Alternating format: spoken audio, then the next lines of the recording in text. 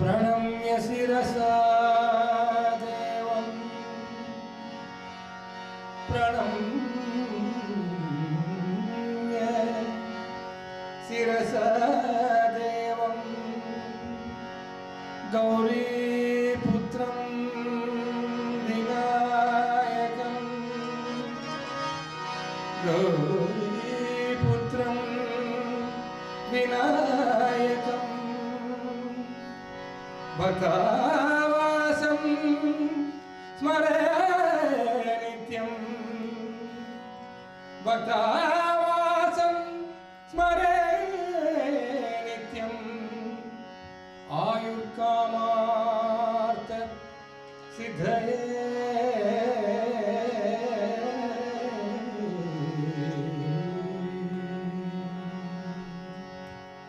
Saram and welcome you all to our presentation today.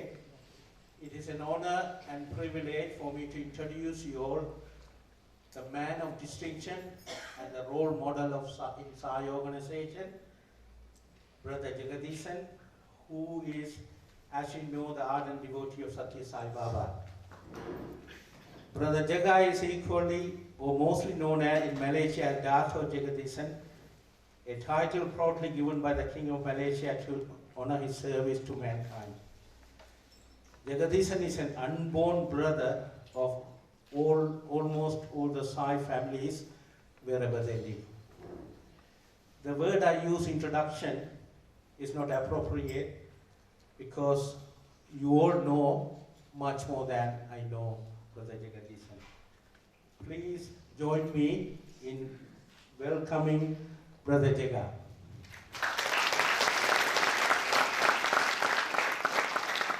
Sai Ram. I want to thank the organizers for taking the effort to organize this event. I want to thank them for actually selecting the subject. Because for me, the most important subject now, as we face the new years before us, is what is Swami's legacy? And who is responsible for making his legacy manifest in this world? The devotees, the point I'm trying to make is that for many, many years, Sai devotees used to go to Prashanti to seek Swami's blessings. Now, a time has come, we must tap the cosmic Sai where we are. But also, we must become Swami's blessings to the world. This is the challenge that faces us. Having absorbed for many years so many blessings, so many Padanamaskaram, so many visits there, if we continue to yearn for someone to keep on patting us in our back like little children, then something wrong with us, okay? We must become the blessing to the world.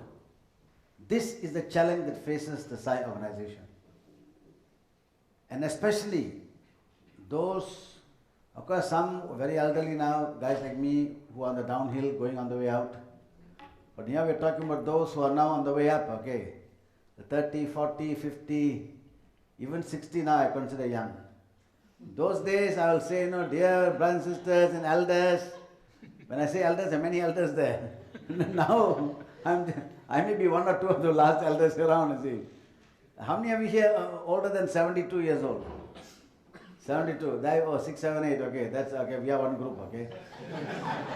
So, not many left, okay. The time will come when I'll say, how many elders? No elders, I'm the only fellow around. If I'm around. So, dear devotees, today we shall ask ourselves now, what is this legacy of the avatar of the Kali Yuga? I'm saying this not from any imagination. In 2010, September 2010, just months before Mahasamadhi, I sat on the veranda and I presented Swami a document, which I'll show you, called What is Your Legacy, Swami? Because this used to worry me. Why did it used to worry me? Around the world, dear devotees, Sai devotees around the world, all of us, what were we doing around the world? We were doing medical camps, old folks home, leprosarium visit, this visit, that visit. We were doing what thousands of other NGOs are doing, And I asked myself, Swami, if these thousands of NGOs are doing all this without Avatar coming and telling them, are we the specially blessed, stupid people of the world that Avatar must come and tell us to do the same thing thousands are doing? What is our mission then? And then I said, Swami, look at what happened when Rama came. There was a huge shift of consciousness of man. When Krishna came, there was a shift of consciousness. When Jesus came, massive shift of consciousness. When Buddha came, many shift of consciousness. Nanak, Muhammad, all these people manifested consciousness of mankind. Surely then, Sai mission must manifest in massive shift of human consciousness. If we believe he is the avatar. This is the challenge. It's not putting up buildings, It is the challenge of change of human consciousness. So today I want to share with you this particular thing about Swami's legacy. But how many North Indians are here? North Indians? North Indian people. So few North Indians? Okay, South Indians? Alright. Neither North nor South.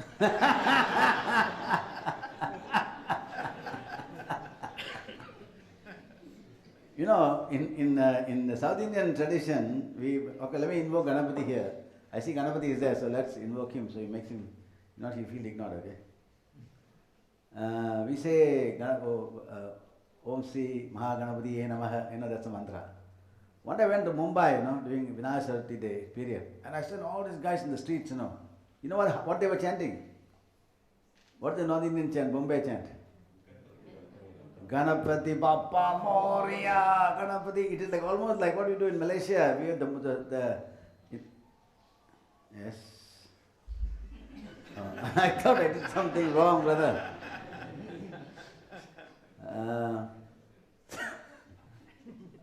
What's he doing?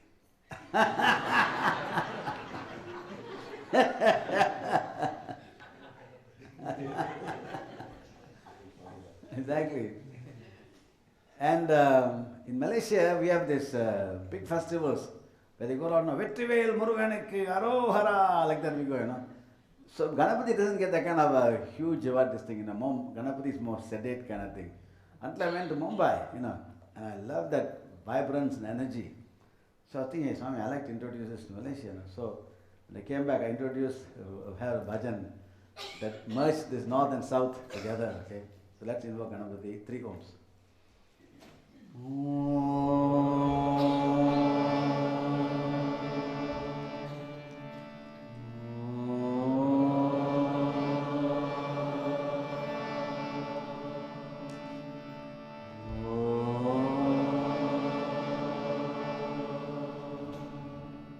Ganapati Bappa Moria, Ganapati Bappa Moria.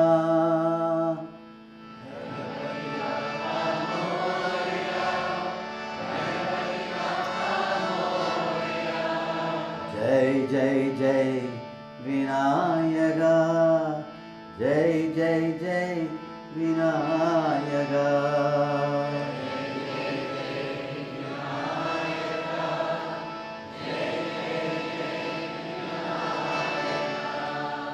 Ganapati Bappa Moria, Ganapati Bappa Moria, Ganapati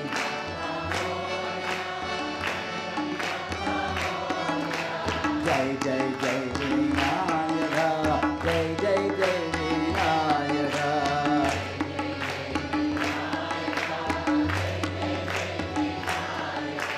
Mangalamurti Moria, Mangalamurti Moria.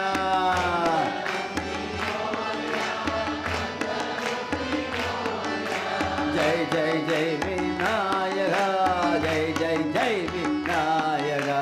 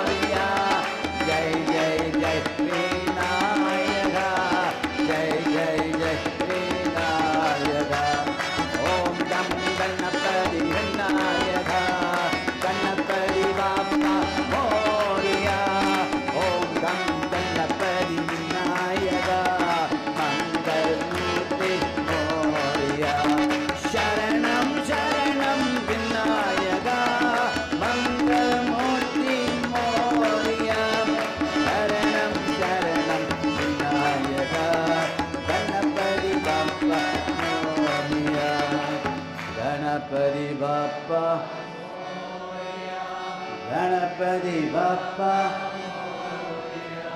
Jai Jai Jai Vinayaka. Jai Jai Jai Vinayaka.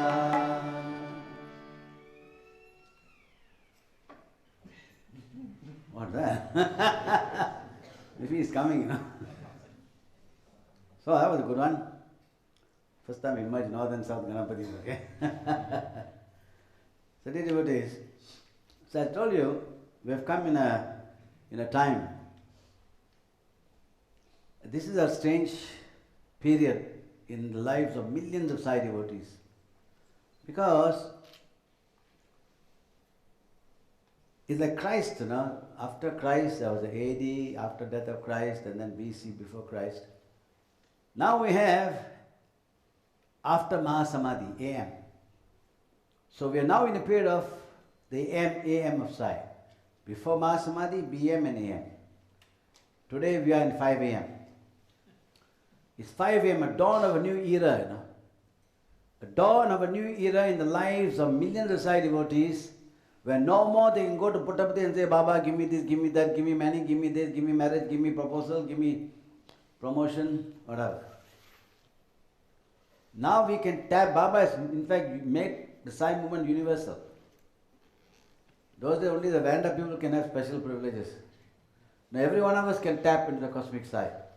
The question is how to tap. The question is how to tap. Let me start this so that your consciousness on this particular point, okay? Once Baba made the statement, he said, it's not so important that you say you love God. More important, does God love you? It's a very profound kind of statement, okay? So one day I was going around the world quoting this thing. It sounds so nice to quote this. And I was in, I think it's in Australia, a huge convention of 1,500 people there. I forgot where it was even. So I attended so many conventions. And I quoted this. There's a big, huge row of people sitting in rows and rows, you know. And I quoted this, you know, old declaration. I said, Bhagwan Baba, I said, it's not so important that you love God. More important, God loves you. And there was a 7-year-old boy sitting in the front row. God knows what he was doing there. He put up his hand. I got a shock in my life, you know. I said, yes, son. Uncle, how can you say that? Surely God loves everybody equally. My God, brother. How did Baba must have put this fellow there, you know? What would give 1,000 people back in the hall, what would give a 7-year-old boy the courage to get up and ask that question? And I was stunned, because I've been declaring this, but I have not really reflected on it, okay, what he really meant by that, okay. Now as he asked this question, I realized, now my God, I must give him an answer. I must give him an answer that will satisfy the young man and satisfy all in the hall. If not, whatever I'm saying now is nullified, you see. So I just continue speaking. Swami, help me out here, I'm telling my mind. I said, yes, darling, a fantastic question the boy has asked, no. Brother, sweetheart, you're right, exactly right. Now I'll tell you what it means. Then I just started speaking. And this is the answer that came out of me. I said, you see, God loves everybody equally. It is like a mother, you know. Mother has 4 children. The mother loves the 4 children equally. He goes to Sai Baba Center or somewhere, and somebody gives her 1 chocolate. She puts the chocolate in a purse and comes home. And the 4 children rush out to greet her. Amma, Amma, Amma, how are you, Amma, Amma, so nice, Amma, you come, Amma, all hold the hand, come, take them into the hall and sit down, makes her sit down. And then all 4 children sit around her. Amma, you're so beautiful, Amma, you're so nice, Amma, you're so good, and like that, you know. Exactly like that, Amma sitting there, you know. Amma is so nice. But one child only says one time, Amma, I love you, Ma, she says. Then she gets up and goes to the kitchen and starts cleaning the dishes there, whatever you clean in the kitchen, goes upstairs, making up the bedroom. The other 3 sit in front of the Amma. Amma, you're so wonderful, so wonderful. Then ask the child, son, tell me, which child you think the mother, without the child asking for it, will go and give that chocolate to the child? without the mother, without the child asking for it. Uncle, the child doing the work, helping mother. Exactly like that. God loves everybody equally, but He will respond to you the way you act towards Him. If you do go on fulfilling His mission, mother's mission in the house was to clean the thing, the child was to, how can I help my mother fulfill her task at home? Each one of us must make this choice now. Are we the children sitting down by and clapping hands, Amma, I love you, Amma, I love you, like that? Or are we, after singing once, we go out and fulfill the mission that Amma has to fulfill? That's the introspective question you must ask. Each one of us must define that, okay? And of course, this particular child has gone up, he won't have enough time to watch television and Dhamma, whatever, but that is for me. That child made me understand that day. Swami really helped me out that day, to understand what he meant really. When he said, it's not so important that God loves you. You love God. That God loves you. I mean, how does God respond to you, to your love? So, this is the little child's answer to me. I don't know who the child is now. For all I know, he may not exist anymore. After we have got up and he's gone up and suddenly disappeared. Hey, Jagadisan, don't tell things you don't know the answer to. Everybody, anyhow.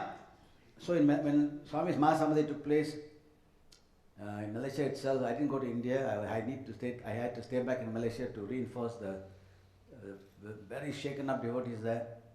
And about 3 weeks later, we had a huge convention. And the convention, before that, I was comforting everybody, but everybody came to me and started crying. I could not go to Puttapati. So what can I go and do? I was going to Monday. Here at least I can do something, So I stood there and Swami comforted me. He normally comforts me through songs, okay, he gives me, okay. So this is a song that came, this is a Mahasamadhi song I want to share with you. I've already sung it, everywhere I go I sing this song. Some of you may have heard this song already. How can I love you more, dear Sai?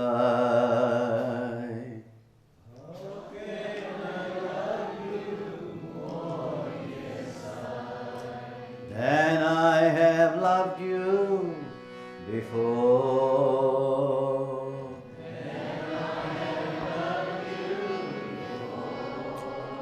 How can I love you more, dear Sai?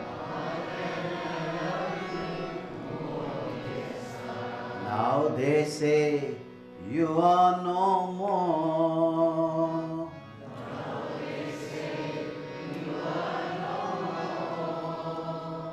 How can I love you more, dear Sai?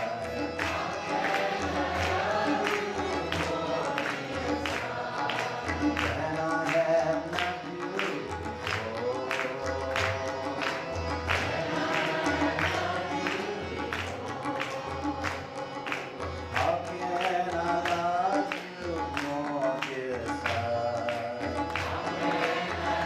Now they say you are no more. Now they say you are no more.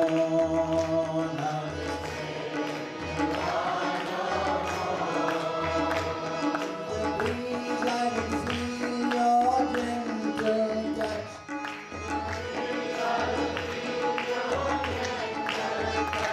In the breeze I will feel your gentle touch.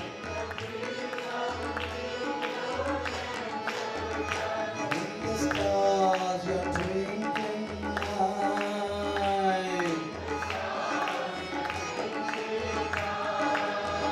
In the moon I will see your gentle face. In the moon, in the sun, your beaming smile. In the sun, all together. How can I love you more, dear Sai, than I have loved you before? How can I love you more, dear Sai? Now they say you are no more.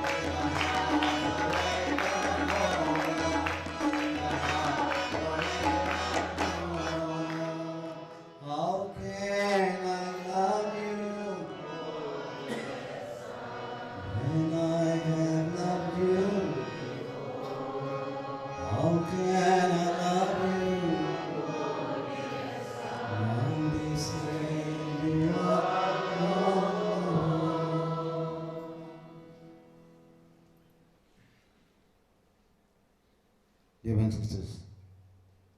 That is how we must tap Sai. Everywhere we must see His presence.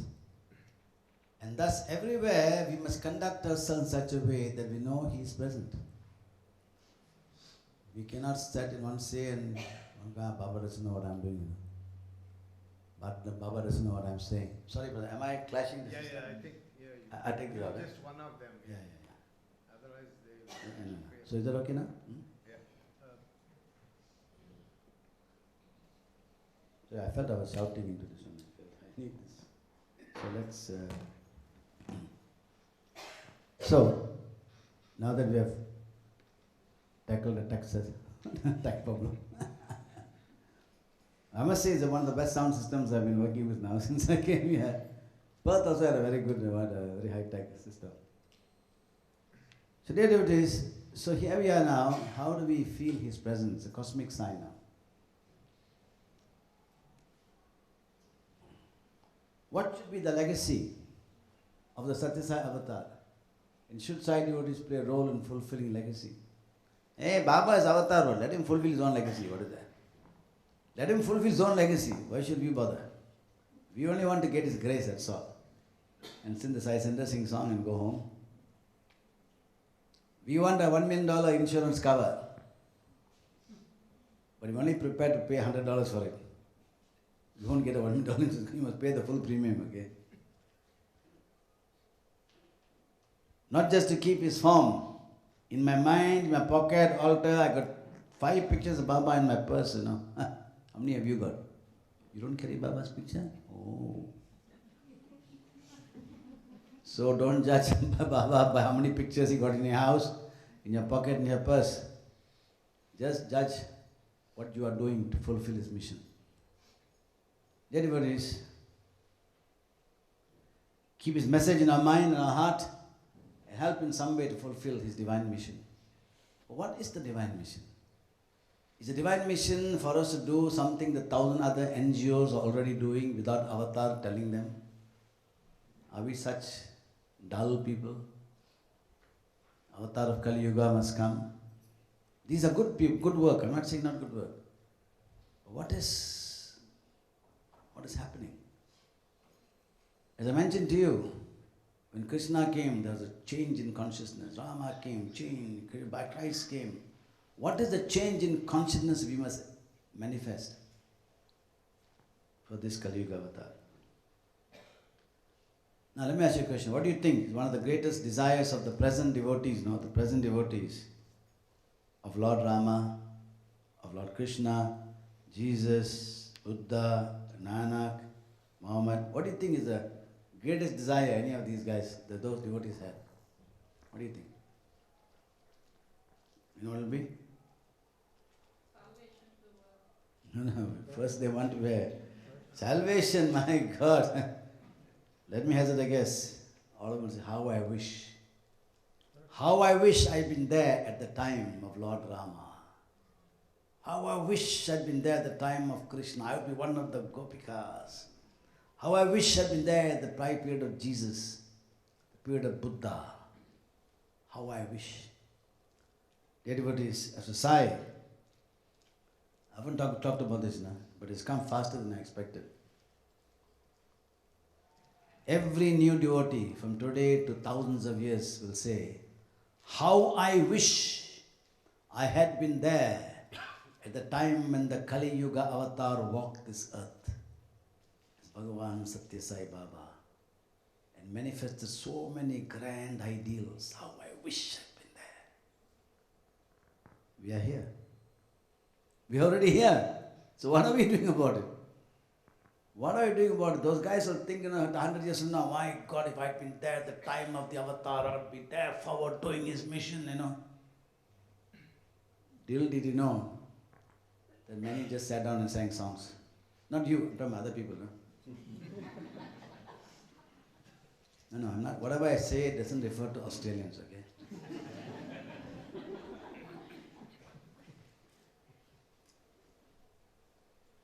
I'm sure this will be the aspiration every Sai devotee wants to play a part in the divine mission. But today, hardly a few months after Bhagavan's Mahasamadhi, left his mortal coils, people have begun to start to tear down his legacy. Okay. First the radio, TV started attacking him. It goes on and on. It is not unusual. When Christ went, my God, how many of them tried to tear down his mission?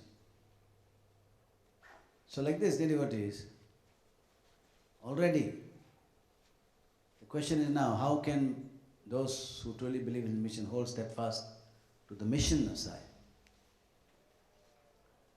and move forward? If Sai devotees do nothing to uphold his world legacy, we will, by sheer sin of omission and inaction, be abetting the mischief makers who are trying to bring down Sai's legacy. Can we stand in defense of his own legacy? Can we stand in defense of his own, not by condemning the mischief makers? Don't condemn anyone. They'll face their own karma, not to worry. We are not here to. But how can we do action on the ground? What action we can take on the ground to fulfill his legacy and make it meaningful for the world? Anybody, I have a vision. I had a vision. The vision I had was this, that at one time, I was hoping that one time a time will come when thousands of leaders of nations, politicians, leaders of nations, thousands of religious leaders will go to Puttaparthi, and not as Baba devotees. They'll go there to stand in front of Bhagavan and just say, Sai Baba, they won't say Bhagavan or anything, Sai Baba, I want to thank you, sir, for the work your devotees have done in my country to transform my nation. Now they can't go and see him anymore. But I still have that vision that one day thousands will go in front of Mahasamadhi. Just stand there like they go to Lourdes and all these great places, Stand there and bow. Thank you, Bhagavan. Your devotees have transformed my country, have transformed the consciousness of my people. They have done a great role in nation building. Dear devotees, that is our mission. Our mission is not mediocre. It must be nation building. But the many aspects of nation building.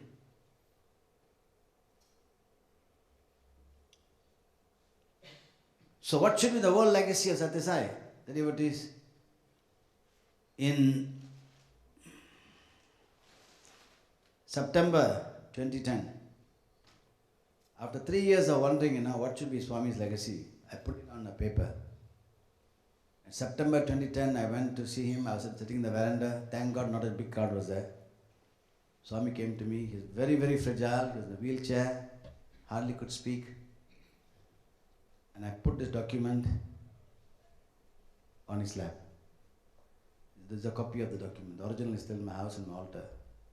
Sathya Avatar, his legacy. The role of Sai devotees in helping to fulfill his vision, mission, action agenda. And I put this on his lap. The devotees and asked him this question, Swami, what should be your whole legacy, Swami? I asked. Sitting there was Chakravarti's puja was there behind him. Anil Kumar was sitting there. There was some few of the Sai international leaders were there. About 15 minutes and I went on. It was really a very funny situation.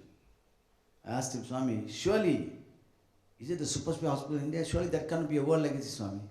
Swami, you are not an avatar for the India, you are avatar for the world. So the super special tools cannot be your world legacy. Swami, it cannot be the university and colleges you built in India. That can't be a world legacy. It cannot be even the magnificent water project you built in India. That cannot be a world legacy. It cannot be the few size schools in foreign nations. That can't be a world legacy. We have minuscule impact on world consciousness. Or small side groups all over the world singing Sai Ram, clapping hands and singing Buddha Lala, Buddha Ji, Allah. Is that the world legacy of Sathya Sai? So this is, I asked him this question. What should be your legacy, Swami asked him. Then I asked, what is the legacy of Rama? Let me ask you a question, dear devotees. Who do we think of when we think of Rama? Who helped fulfill Rama's mission? Hanuman. Vama, Anuman, automatically. And of course there are others, Jatayu, and few others who helped, in the mission. Who do we think of when we think of Anuman, Bharata, Lakshmana, Vibhishana? These are all part of the allies of Rama. Likewise, who do you think when you think of the legacy of Krishna? Who do you think of Krishna? By Pandavas, Arjuna, Gopikas, all these, the people, automatically you think of them. Okay? Likewise, the devotees, what are the enduring legacies of Christ, Buddha, Nanak, the list goes on. Christ, the devotees, in fact, yesterday I was telling someone, Christ was the most incredible phenomenon in the world, okay? More than anyone else, really. Because he was there 15 years in the Middle East, now talking about with the Middle East. Then he disappeared, lost years of Christ. Many say that he went to India, whatever, but we won't go to that one. And he came back at the age of 30. He only preached for 3 years, then crucified. How come his legacy became such a massive world legacy? His 11 disciples of Christ, they made his world legacy. I'll tell you about the disciples later. Buddha never went to India, went to China or Japan. But look at Buddhism there. Nanak, all these great beings, the list goes on, the devotees. The great God, man and saint did not leave behind any buildings or institutions. That's not a great thing. Anyone can, with the money you can build, The legacy was the devotees. If not for the devotees, the mission would not have been fulfilled. What was the enduring legacy of these devotees? They helped to fulfill the mission of the avatar and God-man. The devotees. So what should be the legacy of Sathya Sai avatar? The most important legacy of Sathya avatar should be us, his devotees. If not, what are we there for?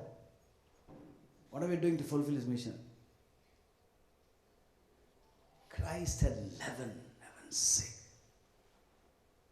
Baba, before his Mahasamadhi, he had already thousands, if not millions, okay? By now the whole world should be golden age, Not Baba devotees, but everyone fulfilling the Dharma, the Satya Dharma, Shanti Prema, all the ideals of Swami. Whole world should be within tremendous harmony. But now what's happening?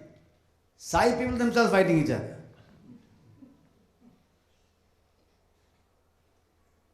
Sai people are fighting each other. Arguing over nonsensical things. Okay? Not here, I'm talking about other countries.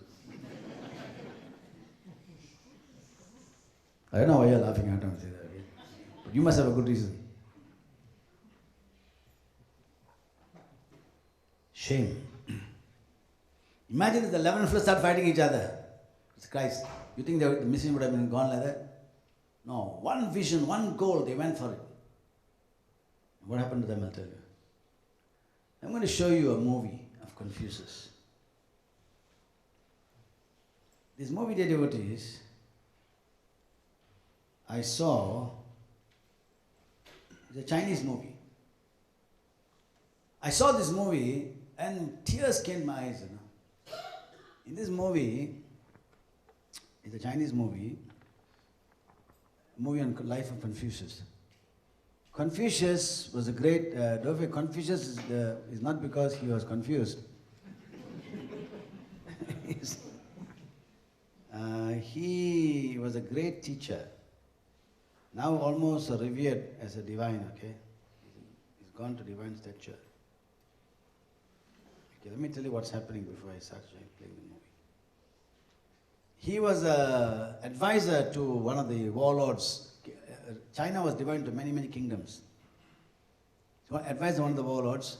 And then what happened is, because of his advice, the warlord became very strong, very powerful. His nation became very big and rich. And he became very ambitious. He decided to launch conquest of neighboring nations, neighboring states. And but Confucius told him, don't do this. Don't go and fight others. You just reinforce yourself. But finally, this warlord this leader of the state got fed up of Confucius' peace advice and said, look, I have enough of you, you can go. So he asked Confucius to leave his state.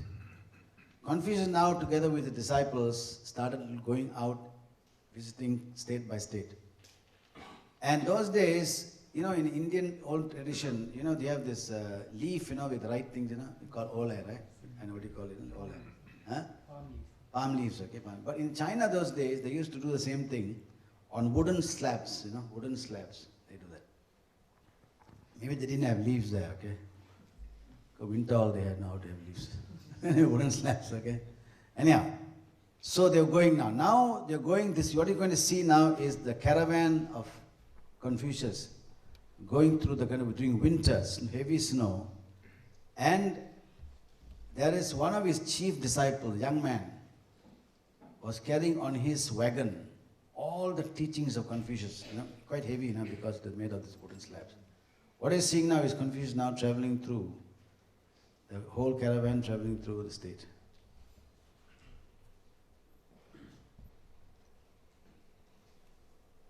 No sound here. Hold on, I definitely guess. Now they're going through now, and they're going through a lake, frozen lake. And as they walk through the frozen lake, the caravan, they think the ice can stand their weight. Not realize this is the lead, this is the young disciple with all the teachings. They walk through, suddenly they hear some ominous sounds. That's the Confucius, played by the famous Chinese actor Chow Chun-fat.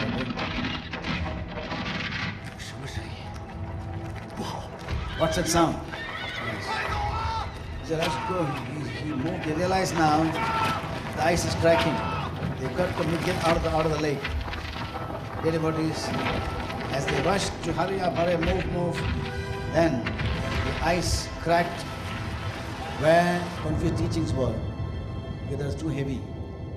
And the teachings of Confucius, years of teachings written there.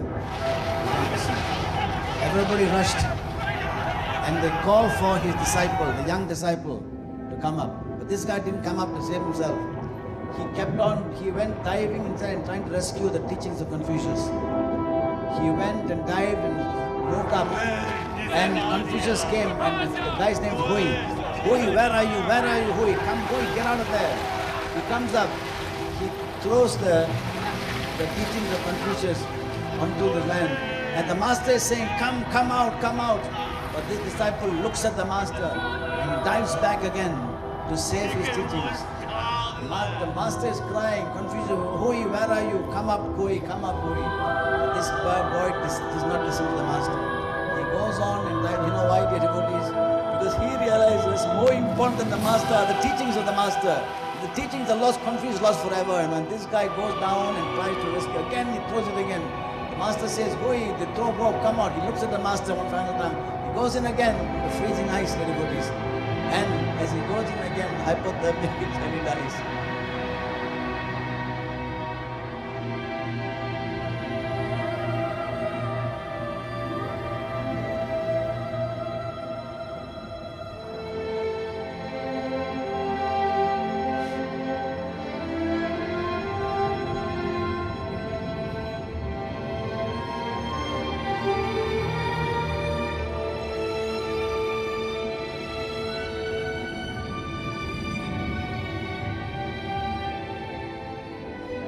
Dies to save the teachings of the master, because he realizes greater than the master are his teachings.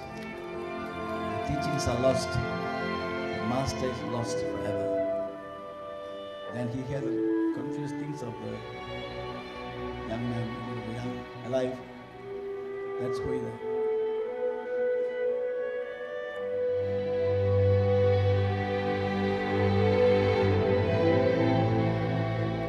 Holds the other students say, Master, please eat 吃 some. 点东西吧。夫子，已经4个时辰了，他是缓不过来了。夫子，你放手吧啊！夫子， The master realizes that his devotee, his disciple 夫子， He has done 你还是吃一点东西吧。 greatest sacrifice for him. He has preserved the legacy of Confucius. I've seen this movie 100 times, I think. Every time I see this movie, tears come to my eyes. Because I ask myself, would I give my life like that? Answer, I don't know.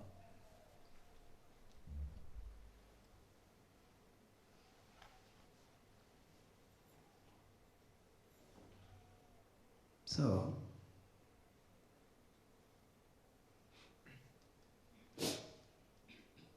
I'm sorry, yeah.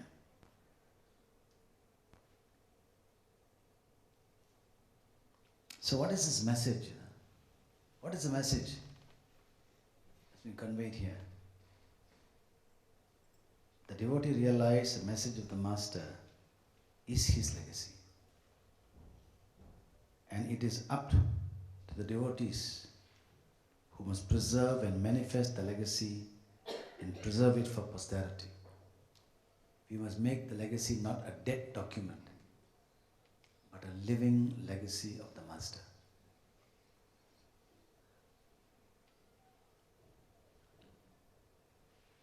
So, how did the message of God man spread? Who upheld and promoted the legacy? The devotees. Look at Jesus. Let me just take Jesus Christ, just one. How many of you have been? How many of you have been to the Sikh temple in the Golden Temple in Amritsar Golden Temple? If you have a chance, go and visit the temple. Not just you'll be awed by the magnificence of the temple, okay? But make an effort to go and see. There's a museum upstairs of paintings of some of the devotees of Nanak. My God, the torture they were given, subjected to, amazing. Just to give up Nanak's faith. But they refused. Amazing. So all these kind of disciples are there. Let me tell you about Jesus Christ himself, okay? Do you know how the apostles died, okay? And quickly go through this, okay? This sacrifice to the masters. Matthew suffered martyrdom in Ethiopia, killed by a sword. Mark, Alexandria, dragged through the horses to the streets until he died. Why? You know why the Roman Empire wanted them to stop talking about Jesus, stop conveying the message of Jesus. But they refused. Luke, hanged in Greece as a result of his tremendous preaching to the lost. Can you imagine these guys that were teachers only knew Jesus for 2 years or 3 years and less? That's all. Some of them not for full 3 years. Some of them met Jesus along the way, So some possibly 2 years, 1.5 years, I don't know. That was that incredible faith they had in the Master, Just for 2.5 years, 3 years. Sai devotees are so many years, 10, 15, 20 years, Not you, but other people. John, boiled in huge basin of boiling oil during a wave of persecution in Rome. Peter, crucified upside down on an X-shaped cross. James was thrown over 100 feet down. James was thrown from a temple tower when he refused to deny his faith. He survived the fall, and then they beat him to death. Bartholomew, also known as Nathaniel, was a missionary to Asia. He witnessed the Lord present-day Turkey. Martyred preaching in Armenia when he was flayed to death by a whip. Jude, killed with arrows and refused to deny his faith in Christ. Matthias, stoned and beheaded. Devotees, these are the great disciples of God. It's because of these men that Christianity now lives as it is. Can you imagine what millions of devotees can do in this world? If you have the heart to do it. Instead of that, we go around playing games, fighting each other, arguing. Sai doesn't want us to die for him.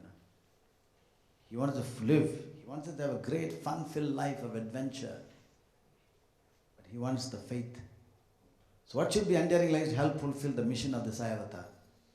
Dear devotees, he stares in front in our faces, He stares in our faces in every center around the world. Yet often we are blind. Why we are blind? We are blind because it is not so easy to fulfill what Swami wants us to do. The two world symbols of Sarvanization give a hint of his legacy. Devotees, when he first came, he first set up Sarvadharma symbol. What's the meaning of this? I have come here. Is there a wife? Yeah, devotees, I tell you one thing. Oh, this is the same board we used yesterday. Somebody hasn't wiped this. So is there a wiping instrument here? Okay, anyone got tissue? Some ladies may have.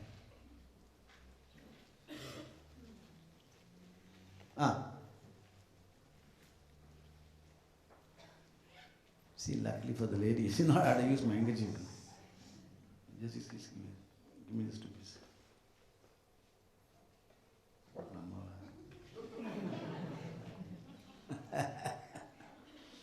Then devotees, the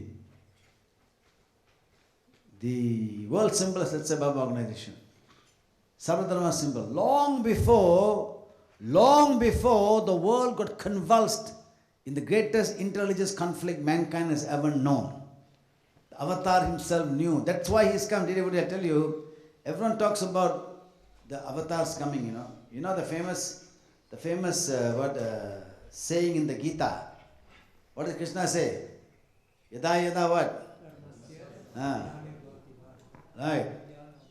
Whenever unrighteousness rules the world, whenever dharma declines, I will manifest from age to age. Why is it happening? Because he is a manifestation of Vishnu. Mahavishnu's job is to maintain, there's a word called Ridha. Actually, the word Ridha, strangely, is also same as rhythm. Ridha means to maintain the Ridha, the cosmic vibration of the universe, maintain it in order. That's his job, to maintain the Ridha of the universe, the rhythm. It's not a harmony, it's rhythm. Whenever then what happens? Whenever this Ridha is disturbed, whenever unrighteousness declines, whenever dharma declines, whenever truth declines, whenever violence overtakes the world, then the avatars manifest from age to age to bring back the Ridha in order. But he doesn't do it himself. He cannot do it himself. He needs the alliance of his devotees. The devotees, no avatar, no God-man fulfill his mission by himself, Rama needed who? I told you earlier, Hanuman and the Tayu and Bhishma and all these other people to help him out. Krishna, in the entire, he came to wipe out the Kauravas, his mission, because negativity had gone to such a low level. He didn't do it himself. In the war of Mahabharata, he didn't lift a weapon. His disciples fought the battle. Jesus, 3 years. Look at what his disciples have done. Look at Buddha. So avatars come to devotees when who took this paper here? Brother. So, dear devotees, okay, I'm sure I'm going to get punished for drawing avatar like this, okay? Alright, what to do? For your sake, I must spend about 30 seconds in hell for this. So their job is, can we regain this, bring back the Ridha? And what is Ridha? We will touch upon this. So can we, Baba knew long ago that there will be this incredible crisis of religions. Today, dear devotees, if there is today, one of the greatest crises facing mankind is this conflict of religions. If today, tomorrow there's a world war, not only religion, no. USA, Christian, within Muslim, Islam, within the Islam, within Middle East itself, Jews and Muslims, within Islam itself, Shia and Sunni. And look at, go further down. If the entire India was Muslim, the Kashmir conflict won't be here. But they'll fight for other things. Man doesn't need excuse to fight. At least they won't use religion to fight. If the whole India and Kashmir was Hindu, the Kashmir conflict won't be there because of religion. They'll find some other good reason to fight. Sri Lanka, they say it is what Sinhalese and Hindus. Flip the coin, Buddhists and Hindus there. In Fiji, Fijians and Indians, flip the coin, Christians and Hindus. Ireland, all Christians, Catholics and Protestants. People like religion that God manifested for the peace and harmony and love and given sharing charity has become the greatest source of human conflict. So the avatar came. He knew this thing would happen. So he said, okay, he gathered his forces, gave the symbol. What did we do? Went home, sat in Sai centers around the world and sang Allah, Buddha, Jesus, Allah, Buddha, Jesus, Allah, in the four walls of 20, 30 people singing Allah, Buddha, Jesus. And we think that by singing Allah, Buddha, the whole world have unity, you know. What hypocrisy. And then we say, oh, we love all religions, we honor all religions. And you come to meet a Muslim gentleman and he will ask you, you'll tell him, you know, brother, we are devotees, you know, we honor all religions, okay? He says, yes, so. Yes, you come to a center, we see our symbol there. Then he'll ask you one question. Tell me, what do you know of Muslim Islamic teachings? Except for all of you other people in the world will say, Islamic teachings are Al-Qaeda, Osama bin Laden. What do you know? Teachings. How can they say what? They'll say what hypocrites you are. You say you respect religion, you don't know anything about my teaching religion. Dear devotees. So one of the challenges now faced by the interfaith forces, you know, which I'm going to talk about tomorrow. I'm going to talk about the POC. There is something called the POC that's been set up. It's called the Public Outreach Committee. For years and years and years, Sai movement was sitting down looking at the navel, you know. But now, for the first time, their enlightened leadership is there. Let's move out now. Not to make Baba devotees, but to set Baba's message to the world. If you think what he has given us is precious, let us share the preciousness with the world, that's all. So we'll talk about details about that one. What is the mission? So dear devotees, this Saratama, at last now, the POC has set up an international subcommittee for interfaith. And Dr. Reddy, our international chairman, has asked me to lead this interfaith committee, and I'm doing this now. And the great mission we have. Can we become a force beyond the symbol we display on the altar? Can we become a force to unite religions of the world? That's the challenge of change in human consciousness. This is the challenge. The second symbol he's given us is a value symbol. Sathya, Dharma, Shanti, Prema, Ahimsa. Dear devotees, we have Balvik classes, human value classes. How many Sai devotees know all the teachings, what the Balvikas know, how many adults know? How many of us understand the mission we have to spread this? Baba said once, you know, this somehow it's been ignored, okay? Baba said, EHV for the children, 3HV for societies, he said. 3HV, he said this. 3HV. Values for head, heart and hand. How many of us have done this? How many of us have gone round, dare to go around and share the values Swami has given us? Not just the children, but the society. This is the challenge now. But how can we, so many values, you know? How can we tackle the value issue? I will share this with you. So dear devotees, the first symbol, unity of faith. Not merely a symbol we decorate an altar or we sing songs and clap our hands, you know. But a living legacy of the avatar. Living legacy. Who fought the unity of faiths. A world where religious conflict could trigger a next world war. He predicted this. He knew it was going to happen. That's why he said, my children, unite the world in religion with religion. So what happened? In Malaysia, when I saw this message coming after 9/11, we took some steps. In Malaysia, after the 9/11 disaster, Malaysian psychologists decided to move from singing and clapping hands and saying this is interfaith. We moved to interfaith in action. We decided to move into action on the ground. We decide now, after 9/11, what happened is, all around the world, everybody started to have interfaith dialogue. Talk. But I realized the interfaith dialogue is actually quite useless now. Interfaith, how many? There'll be 15, 20, 25, 30, 100 plus sitting in a hall. and talking about religion. Nothing going to affect outside. So in Malaysia too, what happened is, they formed, there is something called in Malaysia, a consultative council. Long before this, consultative council for Buddhism, Christianity, Hinduism, Sikhism and Taoism. 5 religions. Islam is not there. In Malaysia, it's 60% Muslim country. No Muslim group has ever become part of an interfaith alliance. Why? They are 60% of the population, okay? Why should they get involved with you?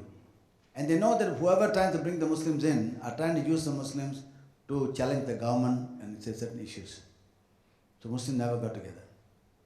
When 9/11 took place, see, sometimes everybody, we must dare to do things, If we never dare, nothing will happen. When 9/11 took place, all the world had this interfaith dialogue. Malaysia too, this particular consultative council decided to have an interfaith dialogue. All the religious leaders, got together in a hall, huge hall, in a Buddhist hall actually, big hall. About 400 people are there packed in the hall. All the speakers were religious, heads of religions. But some of these guys religion knew that I'm an interfaith guy. So they invited me to speak also. So I was virtually the only one without a robe, Wearing white and white, others were red robe with a legal collar and all kind of things, Not legal collar, I mean the Christian collar. And they all, I didn't prepare anything. I said, what am I to say? Let me go listen to what they're saying. Swami, guide me. My turn came. Dear devotees, in summary, these are the words I said on that day. Dear reverends, monks, holy people, people of the robe, my dear brothers and sisters, frankly, I think all of us are wasting our time here. There was a stunned silence again. I saw the head of Buddhism who had invited me to come and put his hand like this. What is this madman Jagat going to say? I said, I know, the exact words I'm telling you. I know you're thinking why I'm saying this. I'll tell you why. The fact that all of you are in this hall today here shows you're the converted, you believe in interfaith. If not, you won't be here. But let me tell this to you, I said. If tomorrow there's any interfaith conflict in Malaysia, none of us fat cats, exact word, none of us fat cats will take a knife out to each other. The people who take the knife are those in the slum areas, squatter areas, the poor. They will take the knife. It is they who must be convinced that interfaith is a living reality. Not something we sit in an air-conditioned room, give nice speeches and say, good speech and go home, Then I went on, a very fine line I'm playing here because you're all religious leaders. I said, if for some mental aberration we have, we refuse to pray in another man's hall of prayer because we lock the omniscient, omnipresent God inside the four walls of our own little hall of prayer. Carry on, do that, I said. But nothing to prevent Hindus, Muslims, Christians, Sikhs holding hands and serving the poor, where the sky is the roof and the earth is the ground. Everybody applauded. But everybody likes to go on conferences, speak and not do anything after that, okay? But that day I realized what the Sai mission should be. I got a Sai council together, guys. You see, before this day, what we used to do, before this, because we were already interfaith group, I always was very conscious of mine. We had to show we interfaith, not just talk about interfaith. So before this 9/11, for many years, what we used to do, in Malaysia there are 5 major groups. The Muslims, they celebrate Hari Raya, Eid, they call it. Deepavali, then Christmas, Chinese New Year, and Buddha Purnima. The 5 major religions are celebrated. What we began to do in Malaysia those days was, we were doing many service projects anyhow. Every religious festival, we launch a service project in the name of that religion. Christmas, we launch it in the name of Christ. And then we invite a Christian priest to come to the event, some charity event. Ask the Christian priest to cut the ribbon or hit a gong or whatever, and ask him to bless, say prayers, and we all sing some hymns. Buddha Purnima, we'll invite the Buddhist priest to come and do it. Like this we can do, year after year. So once Chinese New Year and Islamic Eid, because they follow the moon, they coincided at the same time. We had a massive service project, a handicapped sports day for handicapped children. We booked a stadium. In fact, we were lucky, Matsushita, the company had their own company stadium. They let us have the stadium, massive event we had. So people began to hey, all these Sai Baba fellows, they're doing all these kind of things, okay? So they know that we are not fanatics. We are not cult worshippers. Because we are respecting all the religions. We are showing out in public. But every time we have this function, the Christian priest or the Buddhist will come and say, Jaga, wonderful thing you're doing. I'm here in my personal capacity. I don't represent the church. I'm here in my personal capacity. I don't represent my group. He said, I said, we don't care. We're doing the service anyhow. So you want to go, we just do anyhow. But on that day, after this particular event, I called the Sai Council together. Guys, no more on the periphery. We go for the juggler now. No more fella coming telling us I'm here for the organized for personal capacity. We need to crack two very difficult nuts. The first would be the Catholic Church. Can we Catholic say the church must support what we're doing? Then the Muslim group. Approach the Archbishop of the Catholic Church. And devotees, we told him what we're doing. And he said, Jaga, I know you've been helping a lot, we're doing a lot of work everywhere. We are with you. The Archbishop, Catholic Church came. Then came the Islamic group. Islamic group, I told you, has never been part of any interfaith alliance. You know what they told me? That time Malaysia, by that time we run about 1,300 medical camps. And all the medical camps we do in the rural areas, where the population is 95% Muslims and 5% Indian Chinese. In Malaysia those days, and still today, much today, Indians help Indians, Chinese help Chinese, Malays help Malays.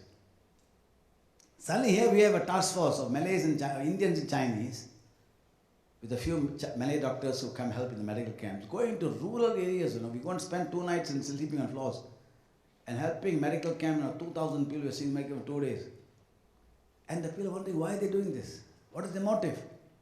So there's a group called ABIM, National Islamic Youth League. This is the very volatile group. The other guys, if something happens about Islam in your country, they'll demonstrate in front of your embassy. We approach them. Somebody says, it's difficult for you guys. The harder the nut, easier to correct sometimes. So I put the head of this Islamic group, this Abib. I told him about what our idea is to find the Interfaith Alliance, to whole and serve the poor. You know what he said? Jaga, we've been watching you Sai Baba appeal for many years. We have a file thick about Sai Baba in Malaysia. And you personally, we have filed this thick. I said, my file very small. I said, by the way, why do you have this file? You know what they do? All the Medicam we have in basically rural Malay Muslim areas, after we finish, one of the strict instructions we give our people is this: never talk about Baba there. Your job is only to do service and tell the Muslim to become better Muslim. Be a Christian, ask him better. That's all we do. And serve.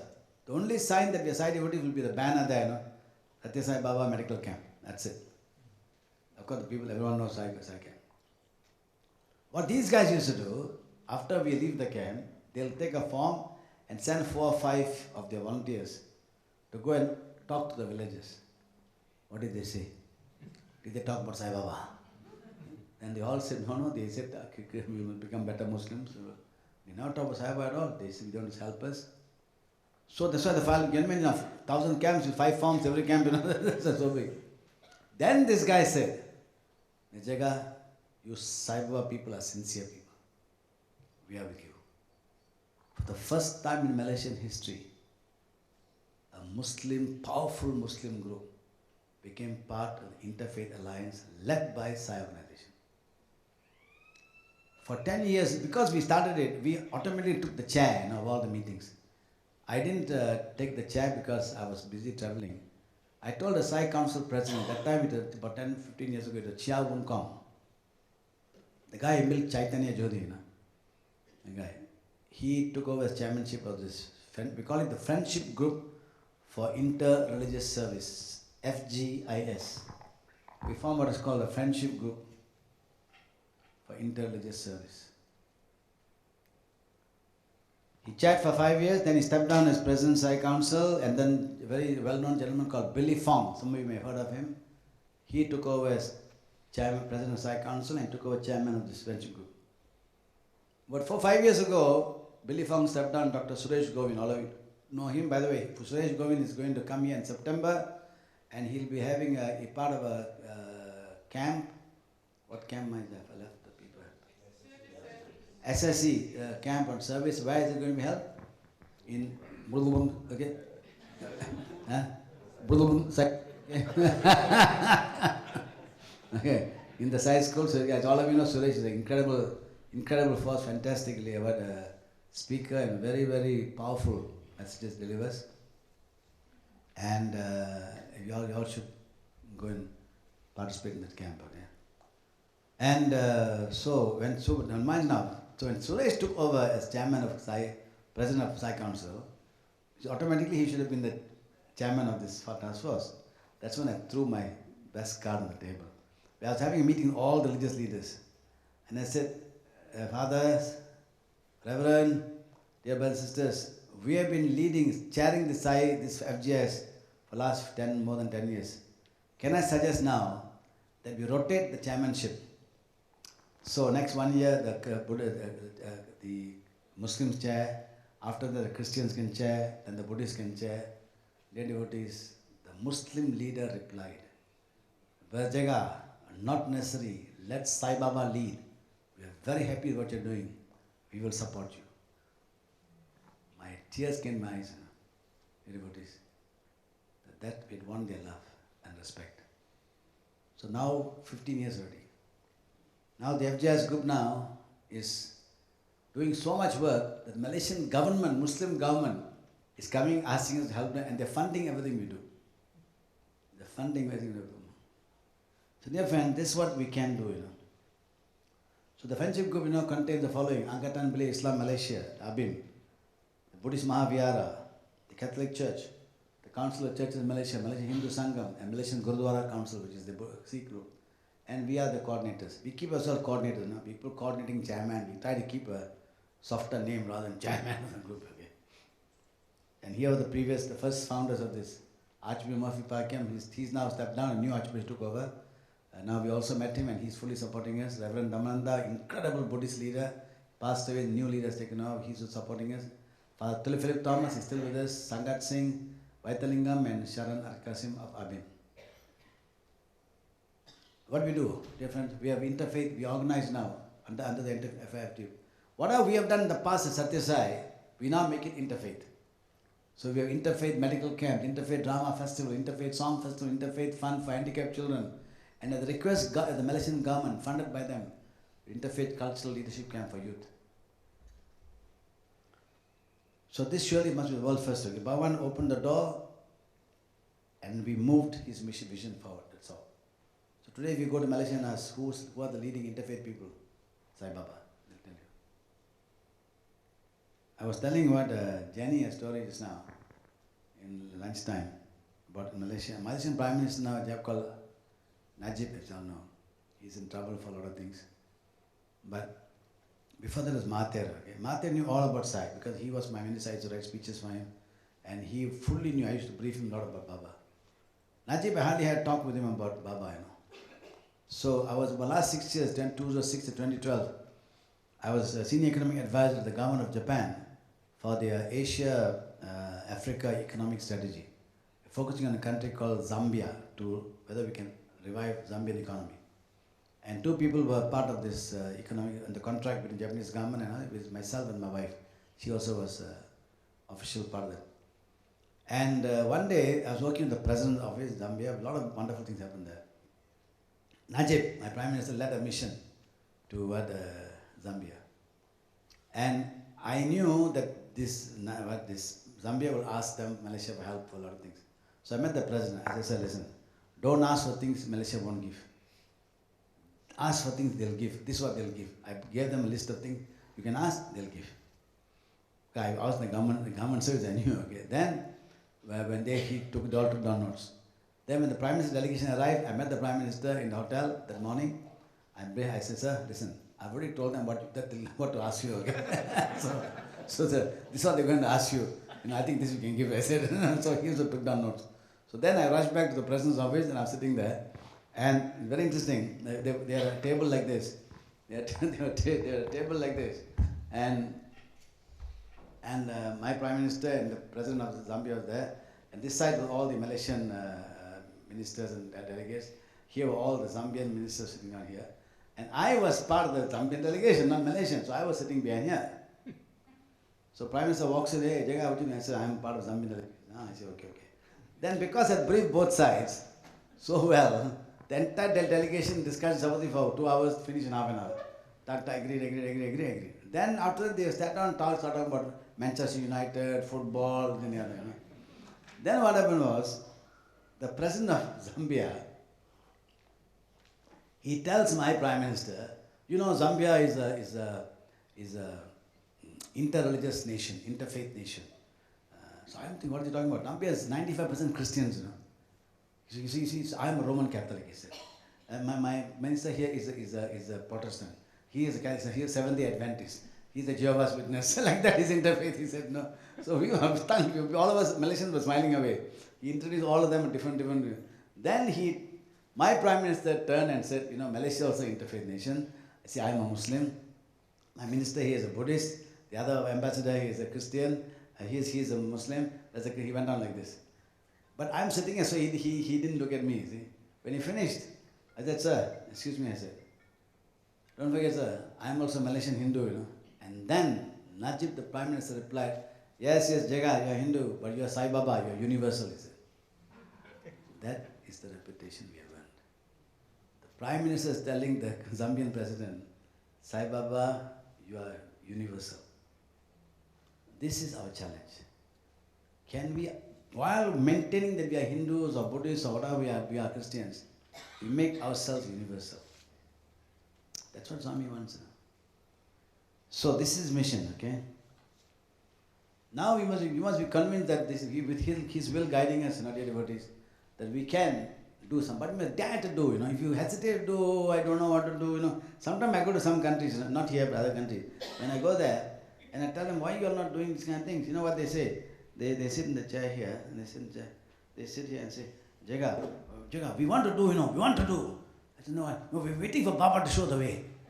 Waiting for Baba to show the way. I said, Baba has shown what? So much, what is showing the way? Hey, you're sitting in the chair, how to show the way? You know, I said, no. If you get up and say, Swami, I'm going to do this, Swami, unless you help me, I'm going to fall. He must come and rescue us, okay? He must come, that's his job. That's the God's job. If we do God's work, he must be our ally and friend and anchor to support us. But if we do mediocre things, I always tell people, God is unemployed nowadays. You know? God is unemployed because we're doing so many mediocre things. You know, God, why should God get involved? Dare to do something, you know, that needs definite God's intervention.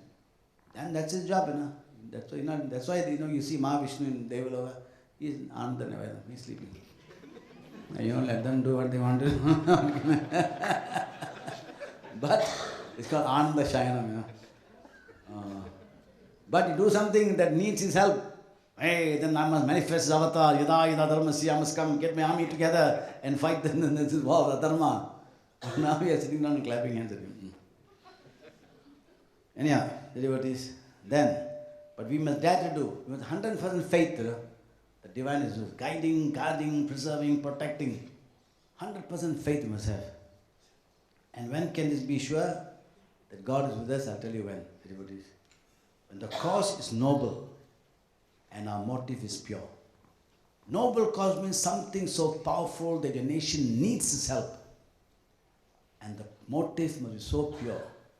Even to say by doing this you want to get Baba devotees is a tainted motive. Just to make his people, better Christians, better Buddhists. Loka Kalyana. Happiness of the nation, happiness of the world. That should be our motive. Then he must come and help us. Now what is that? That's his job. We must no more plead for divine grace. We must be manifesting of the divine will, one with his mission. He must become the wind beneath our wings, you know. Swami, I am flying now, you are the wind beneath my wings.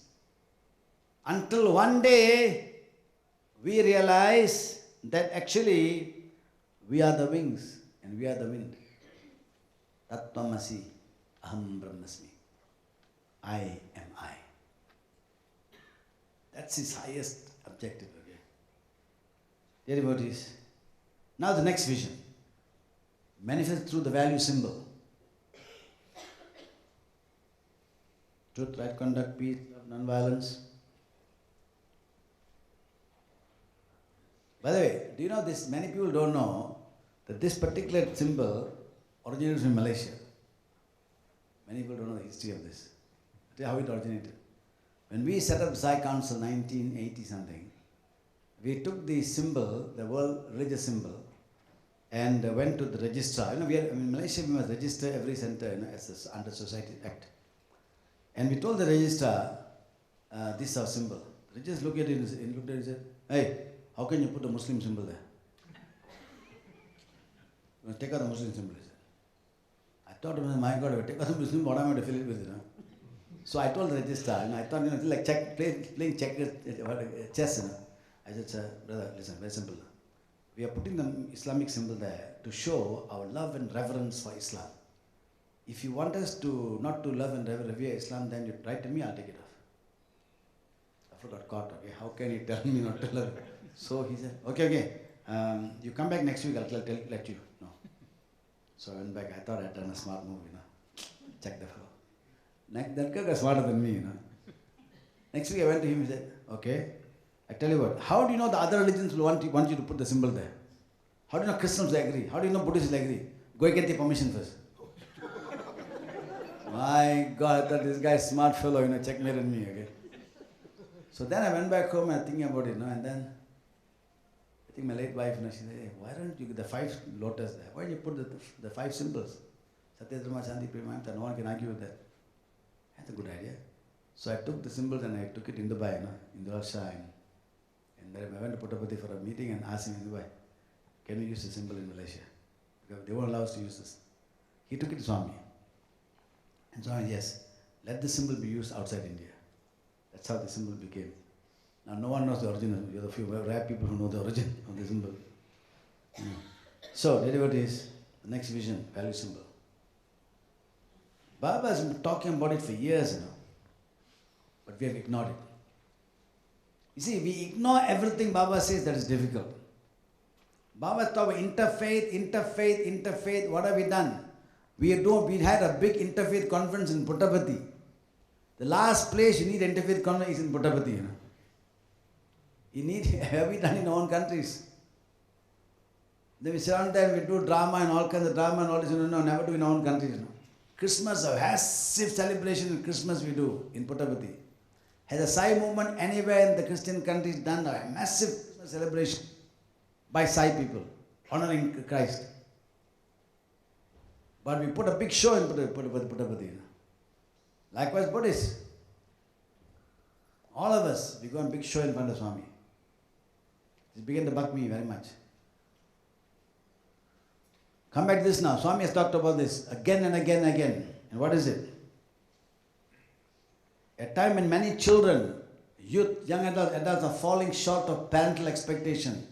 Some even bringing sorrow and grief to their parents, abandoning them. Let me tell you what happened in Singapore and India. Singapore, majority Chinese. Singapore, no, Chinese, for Chinese, the Chinese great teaching of Confucius is something called Xiao. Xiao means filial piety. Filial piety is the foundation of Chinese culture and tradition. Yet in Singapore, the government has passed a law whereby the parents can sue the children for neglecting them. Singapore is not a poor country, you know, rich country. And everyone said, which parent will sue the children, okay? Yet the government went here and passed a law. They opened up a commission office. On the first, I was following the story, okay? The first day of the office opened, 6 elderly couples went to the office. And one mother, it came on the paper, she said, my daughter prefers to feed the dogs rather than look after us. Can you imagine the crying pain of the mother's heart to want to say this? And before the Indians think, those are Chinese, you know, we Indians are not like that. We Indians have been fostered for centuries in Mata, Pita, Guru, Devam. Mother, father, teacher, God. These Chinese are like that. We are not like that. The Indian government has passed a law whereby the government can sue a son or daughter for abandoning parents. They take their parents to some, Papa, Mama, I take you to a big religious function, you know. They take the mother to a far away to religious function, far away from their home. And then while the mother is standing there, oh, God, thank you, see my son, so nice fellow, daughter, so nice fellow, brought me here. They leave them and go home. Go. So when the whole function, they're looking around, they don't know where to go. They're lost. The government passed a law. China, where the government has a one-child policy, the children are allowed to leave parents in homes, you know, because no other choice. Chinese government, they leave the parent home and never go and visit them. Chinese government passed a law. Every child that leaves the parent must visit the parent only once or twice a year. What a shame, the devotees, you know. That the two of the most ancient existing civilizations, the most living civilization today, are Chinese and India. Roman civilization went away, Greeks disappeared, all disappeared. These two civilizations where filial piety is the foundation of their culture. The government has passed a law to enforce this. What happened to all the teachings, religious teachings? Devotees. Bhagavan Baba showed the way, devotees. His mother wanted a small clinic in Puttaparthi. Baba built super specialty hospitals now in Puttaparthi, giving free treatment to thousands. His mother wanted, so question is now, can this organization motivate others, such ideals, to become so caring for fulfilling parents' wish? His mother wanted a small school. Baba built universities and colleges, you know. So, are we such ideals for our parents? Can we, Sadhana, play a role in that? He is a role model. Follow him. We follow his bhajans. We follow his, that's all we do. His mother wanted a small well in Puttaparthi so the people need not go to Chitravati river to take water. Baba built thousands of miles of water. Devotees, all these I showed to Baba, you know. All these things are in these pictures, are in this document. Swami, I said, Swami, you, Swami, were an ideal son. You exceeded parents' expectation.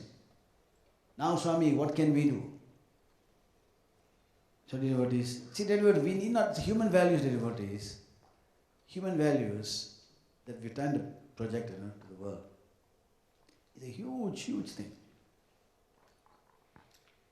But let me ask you, all of you here, you are the adults of the past generation. What made you not deviate from the path of goodness? What made you not deviate and get drunkard or womanizing or gambling or, or what kind of robbing, whatever it is? I think 100% most of us, we didn't want to do anything that displease our parents. I was an atheist, you know, for 32 years of my life. I didn't believe in God, no nonsense. But in the 30 years, I tell the youth, then I became an anti-Sai Baba, and I was a vicious anti-Sai Baba. I was not an anti-Sai Baba, I was a proactive anti-Sai Baba. I mean, my joy was to destroy your belief. The ridiculous notion of avatar walking this earth. Long story how I became devotee. In the 32 years, I was an atheist. I tell the youth nowadays, you know, I had only one God in my life, my mother. My father died when I was 7 years old. Any of you who have fathers alive, thank God your father's alive. Father and mother is like oxygen and water, you know. Oxygen and water is so freely available. We waste it. We pollute the air, we waste water. Father and mother are like that. The love of father and mother is wasted. We take it for granted. We bring tears to the eyes. We don't care. Such a precious heritage. Our legacies are there. So what are we doing about it? Okay, you are happy your son is looking after you here in Australia. What about the thousands and other parents? You know? What can we do? This requires now change in human consciousness.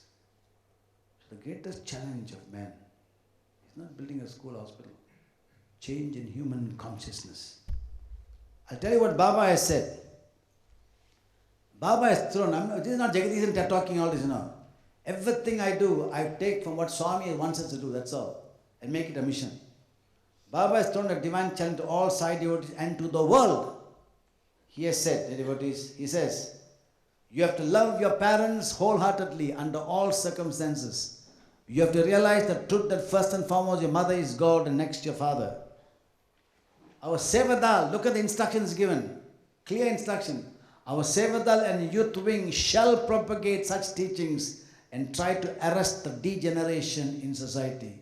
No other so strong assertion and instruction Baba has given. Do we dare accept the challenge? Or should we ignore this? Direct instruction. What Baba says. So I prepared a detailed document. This is the agenda which I present to Baba, giving entire methodology what we should do for both interfaith unity and for the parents. This is a document which I put in Baba's lap. And this, because the document is so many pages, so I know Baba can't read the whole thing. So I put in my handwriting here a summary of what I want to tell him. You see. So I opened this page and I read to him. This is what you're seeing now, is handwritten here. What should the world in the years come to remember the avatar for? Swami asked him. Swami, my humble offering. Interfaith unity. Baba, through his devotees, united the world. Number 2, made mother and father center of lives for all. Created hope. Honor our parents every day. Create hope. And created dharmic sons and daughters. Sons and daughters who sacrifice for parents. Your blessing, Swami, to launch this world initiative. Then I went on describing other things to you. He was so, he's just so fragile, Swami. I felt so sorry, Bodhamind. I thought he was going to be there till 2020 to see all this through. Then I showed him this picture. Swami, look at this picture, Swami. Interfaith unity, unity of faith. That's what he's talking about in Puttaparthi. But are we doing this in home country? We're not, Swami. We're sitting down doing nothing about this. We come here to Puttaparthi and talk unity of faith. Swami, look at this, what do you do? We have a big Chinese New Year celebration in Puttaparthi. But are the Sai movement doing massive Chinese New Year celebrations where Chinese are around the world? We have a big Christmas celebration in Puttaparthi, Swami. I showed him this, all these pictures, I'm showing it to him. Pictures, Swami, are we doing Christmas in our home countries? What are we doing, Swami? We come and show it to you here, I said. I went on and on. Here are the Hindu celebrations, Eid, Christian, Muslim celebrations. Swami, all we're doing is show, Swami. So I told him, Swami, and Swami was really fantastic. It was a very moving scene I had that day. The last darshan I had from him, because that's September 10, and then 6 months later he's Masamadhi. If all goes well and he wills it, this will be launched, and I pray within sadhana, this is my prayer which I put, and sure enough, 2 or 3 years later, Dr. Reddy suddenly said, let's make interfaith a big agenda. Community engagement, go out and meet the people. No more staring into our navels. The blue revolution, I call it a revolution we must launch. A revolution of consciousness. Number 1. No more just once a day, Father's Day, Mother's Day, but hope agenda. Today, what happens to devotees? We have every day, what is Father's Day, Mother's Day? So what is Father's Day, Mother's Day? The only flows benefit are the shopkeepers, okay? You go and buy the card, the bigger the card, the better.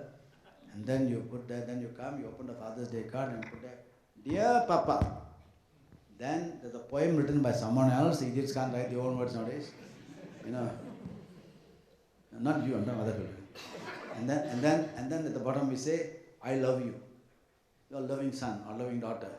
And then we give the father the card with a purse or a belt or something, that will belt him up, okay? And then the father, what he'll do, he'll take that new Father's Day, Mother's Day card and put on the television set on top, because when friends come, my daughter sent me Father's Day card. They'll very casually say, no, this card, my daughter sent, because they love me so much. They're crying, they haven't seen the daughter for 2 years, okay? This card, Mother's Day card. Devotees, my children dare not wish me Father's Day, Mother's Day. Every day. Now I go around the world, I'll tell the youth, Every day, how do you know? I'll tell you one thing, God's blessing is how easy to get God's blessing. Live in such a way that your father will thank God, your mother will thank God that you are the son and daughter.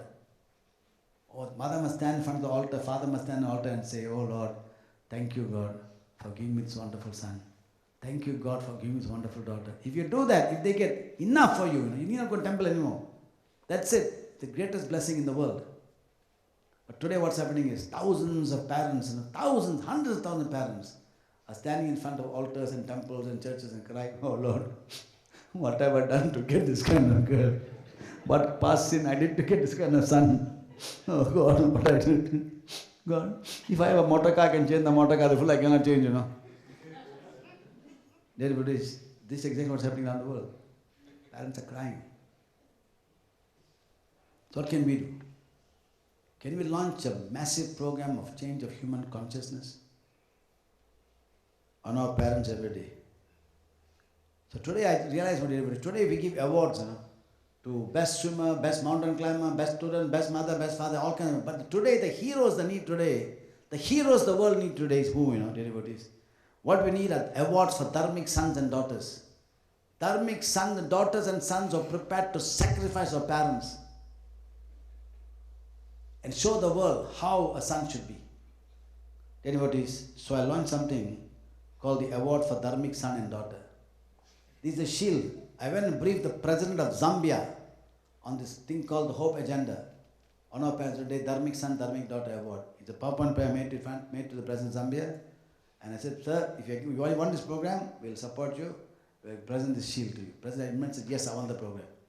And this is the shield we present to him. It says Zambian President Award for Noble Son. It's a 5-year running award, offered with love and respect, Sathya Sai Baba, Country Council of Malaysia. We said and gave it to him. Dear devotees, this program has the power to inspire the world. But we must dare do this. You know what inspired me to launch this Dharmic Son, Dharmic Daughter Award? I'll tell you. One girl. A daughter of one of our Sai leaders in Malaysia. This girl went to do law in London. And after she got the law, she came back to Malaysia. And she had to sit for the bar exam. The 1-year bar exam. I think similar to what you got here, the bar exam. But her mother was a fantastic Balvikas guru, And the father himself was a very good Sai Council, Sai Center president. And she came back to Malaysia. Before she could sit for the bar exam, 1 year, 1 year they call it chambering or whatever it is. Her mother had brain cancer. This family, in Malaysia we get a lot of maids coming in. From Indonesia, we got maids from Philippines, from Thailand, India, Sri Lanka, we got a lot of maids. This family is rich enough to hire 3 maids to look after the mother. But this girl said, no. My mother looked after me when I was young. I will look after her mother. And she abandoned her career, stayed at home for 3 years, 3.5 years, looking after the mother, Feeding the mother, as mother's brain deteriorated. Mother became helpless. I gave this speech in front of the mayor of Memphis in America. I said, sir, this lady, she began to finally clean the mother, when helpless. Mother's feces she will clean, like a maid would nowadays. No daughter will do that, very rarely daughters do that. But like a daughter would do 1 generation ago, she did that. Then finally 3.5 years her mother passed away. She sacrificed the career of 3.5 years. Then she sat for the exam and now she became a lawyer. Now I think she migrated somewhere in America, to Australia. I was so moved by this, So we had a huge Sai convention, 2,000 people packed the hall. And I decided to award her the award, the first time the idea came to me, an award for Dharmic Daughter. Dharmic Daughter and award for Dharmic Son. Dr. Suresh Govind got the award for Dharmic Son because he was offered a fantastic job, high salary job in Singapore. He refused to take the job. He came back to Malaysia at 1/3 the salary. Because why? He said, my father will miss me. Not that he's his only son. He had 2 other brothers who were working, all staying in the same house, 2 other working brothers, 1 other sister working. His father would not be alone, but he said, no, father will miss me. Dharmic Son award. Then after I gave Dharmic Son award to him, I told Suresh, this award I given to you now, in front of all these people, pales in significance compared to the next one. And I mentioned the Dharmic Daughter Award, Noble Daughter Award. Mothers in the hall were crying, Then I went and gave the award to Hindu Sangam, the Hindu group. For 3 years I funded the trophy for that. But I'm not a multimillionaire, I'm just a government servant, I can't keep on doing this. So then after I left with them. Now my big agenda is I've just spoken to the Buddhist temple priest. I've spoken to Father Thomas of the church. I have now written a letter to the Archbishop and asked each of the religious groups now to launch an award within their own religions for Noble Son, Noble Daughters award. Devotees, we must make now these heroes the heroes of the world. Because people think it's not necessary, but they never did this because they want the recognition. But their example can inspire the world. So that's the award we give. So what's the final message? Do we think that fulfilling, I may ask you a question, okay? Do we think that fulfilling the vision and message of two Sai symbols are worth pursuing as a legacy of the Sai Avatar? How many of you think it's worthwhile pursuing this legacy of Sathya Sai Avatar? Everybody give a big hand for Peggy herself. She's putting up a hand. Okay? The president himself, no? Sorry. No, I call you Peggy. Big hand for, sorry, not Peggy, but Jenny. Jenny. But Jenny as a leader can't do anything, She can't like going to this like Mahabharata, going to war. Can you imagine if Arjuna had gone into the battle with the whole then turns out all soldiers behind him, okay? So Jenny can only do things if leaders at the ground level. This is a ground level action program. Leader can support you, back you, inspire you. Leader must say, I've got leaders in front of me here now. Jenny, I want to do this. Make it happen. I told you God is unemployed. Let's give him some work to do, okay? Devotees, I'll present a hard copy of this. I think Jenny already got a copy of this. I think I brought, since the east and west here, Berlin Wall here, okay, understand? So I've got a fun set of documents to give each of the leaders here. Okay. I know the East Berlin, West Berlin leader. Who was the East Berlin leader? East, huh? Where is he? Gone home. There you are. Okay. later. Sorry, East Berlin. I know East. But fortunately, you are not Berlin Wall. You all are merging together and working together. The fact that the West Berlin, West what? What do you call this? West region man is here playing the tabla in an event held in East. Oh, big hand for this guy, okay?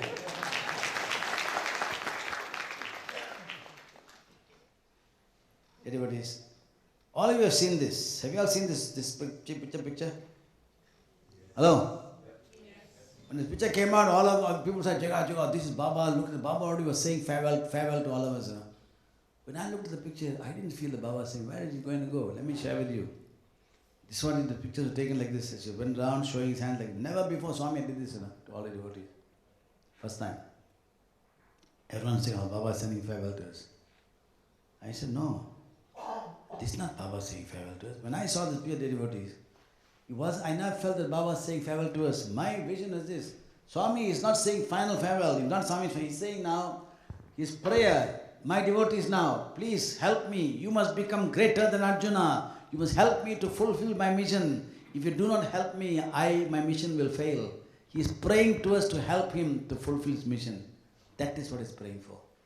He's never left us.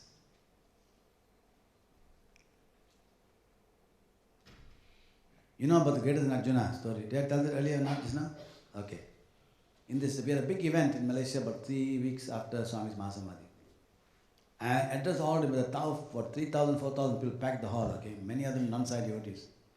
And there, I told the devotees, dear brothers and sisters, we now must become greater than Arjuna, I said. People were stunned. What is madman Jaga is talking? Swami himself praised Arjuna so much, okay? How can we say we are greater than Arjuna? I said, yes, we must be, I said. Because look at Arjuna, great warrior. In the Mahabharata war, he fought the greatest warriors of the time. He won. But now, he was given the assignment by Krishna, take the women and children into the up into the country, because he knew the destruction was going to take place in the city.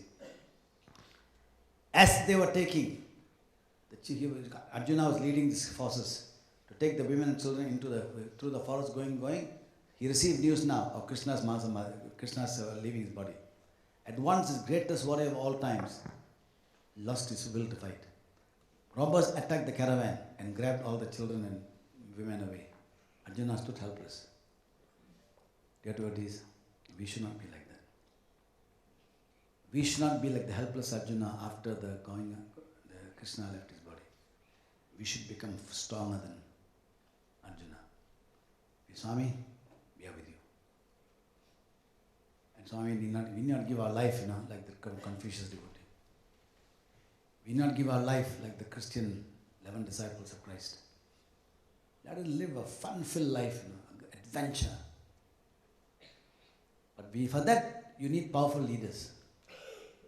We need direct leadership, We cannot be leadership sitting down and following what devotees want. Devotees, leaders are not meant that the Sai movement is divided into two kinds of leadership. One is managers of Sai centers and Sai one is the leaders. Manager will keep on, he's here for 2 years, 3 years, no trouble, okay, finish. Oh, you thank God, finish it. Then I was the president. You don't need that. We leaders who dare to move forward. Devotees, they should be given, they should be able to motivate and motivate the devotees to rise to the challenges, to see a new vision of what is possible. That is leadership. No more the same old thing, we no more business as usual. If not, the avatar mission is wasted.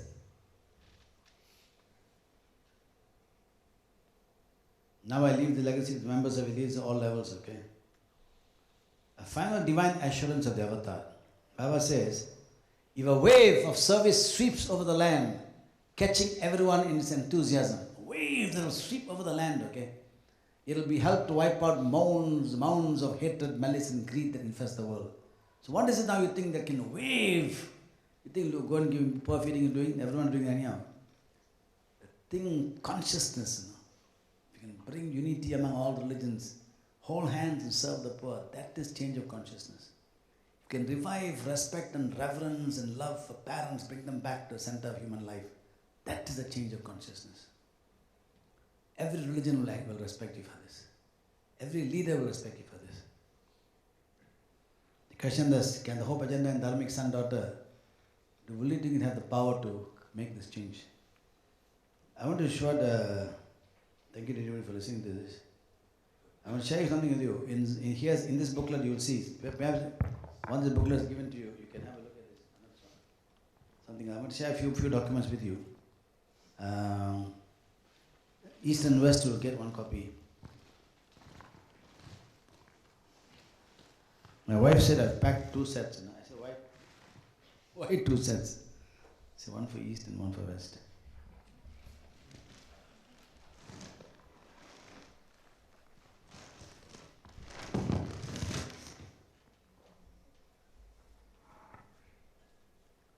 Brother, you said the gift you give me is the carpet to keep my leg warm, okay? Brother, I'm going to leave a gift for you. Let me give you a few documents in Malaysia that you can see whether this makes sense to all of you, okay, right? First, the leaders will get this legacy document, which I told you put in Swami's lap. Brother, come inside, brother. Hello. Sir, we need the East Berlin leader. Just watch. I'll give it later. The second document I'm going to give you, all this already I've shared with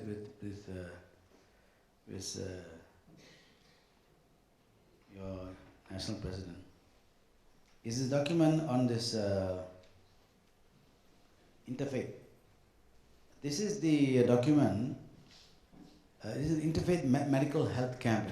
Every big event we have a souvenir program. So this is a souvenir program for one of the medical health camp we had by the Interfaith FGIS. Okay, this will be given a second document. And then we have a document on this, okay. So another document on this, honor our parents every day, Hope Agenda. We launched a massive Hope Agenda and we went to the government schools. We told the government this Hope Agenda. Government is stunned. Go approach all schools. We approach primary schools, secondary schools, colleges. We launched a human value drama festival and human value song festival in all the schools in Malaysia. You'll see these models of this in this document. That is 2012. In 2013, we organized an ASEAN 4 human value drama festival. Malaysia, Indonesia, Thailand and Philippines came in and each of them were asked to put up a drama on human values, on filial piety. You'll see this event we had. In Malaysia, what we did in schools, I'll give you an example of what we did in schools for this filial piety thing, home hope agenda. All this is given here, you can have a look at this. Okay? For the primary schools, we asked the kindergartens, we asked the children to draw these cards, Father's Day card, Mother's Day card, they all give, this card, they do a simple thing. For the primary schools, we had choral singing. You know what's choral singing? Okay, about 10, 15, 20 children, 30 children, and they composed their own songs on filial piety.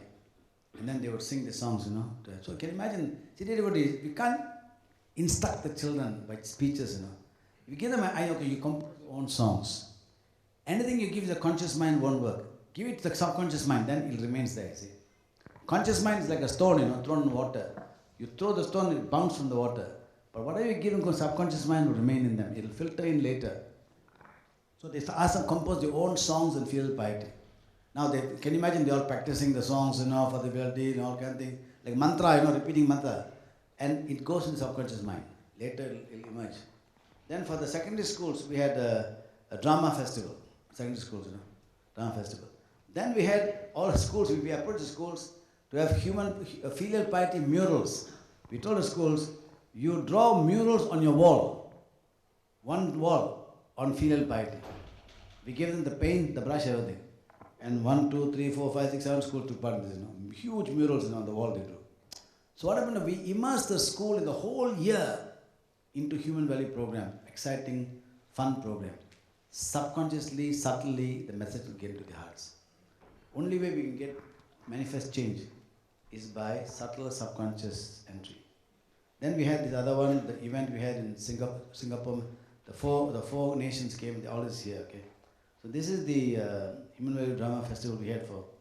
The other thing I want to share with you is this.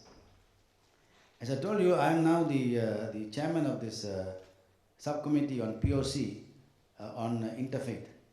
And what we did is, I realized that different countries have different status of interfaith interaction in the community, okay. Some countries, like Latin America, they say, Latin America is 95% all Catholics, okay, so the interfaith doesn't apply there. Maybe within the old little groups. But many other countries, like Malaysia, all this in Australia, New Zealand. So I've put on a public or subcommittee interactive strategies. What are the strategies now that we can adopt in different countries who are different stages of development of interfaith by side? Some hardly any interfaith activity, some have done interfaith activity, like drama or song, But the question is now, how can we now move the agenda, from the stage into the ground, on the ground, serving the poor, serving the people, so people appreciate, my God, this, and not just once a year, but it's a continuous program of activities, So this gives you a guideline on what can be done and what has been done, okay. By the way, I must share with you something fantastic, okay. See, what is, Christ said, by your action you'll be known, not by the talk or by the songs we sing. Many years ago, I went to Fiji. Karashe was the president at the time. How many of you Fijians here? Ex-Fijian. Karashe, Yeah, Karashe, Karashe. He was there. I went for an economic conference. And Karashe was the speaker with me on the floor. And I talked of what Fiji could do to improve the economy. I used the Malaysian model, okay. He was so impressed by that, he said, can you address the whole cabinet, whole parliament? So I told him, so I helped you do that. He invited them all to a hotel. I said, please invite the opposition also. So the opposition went, and I gave this presentation. And he was so pleased with this. Then I invited him for an interfaith conference, the Fiji group organized. Okay. That time Vishnu Dio was there, he was one of the, and Mahendra Tapu, the guys who helped to put it together. And the president came, Karashi came, he has wife.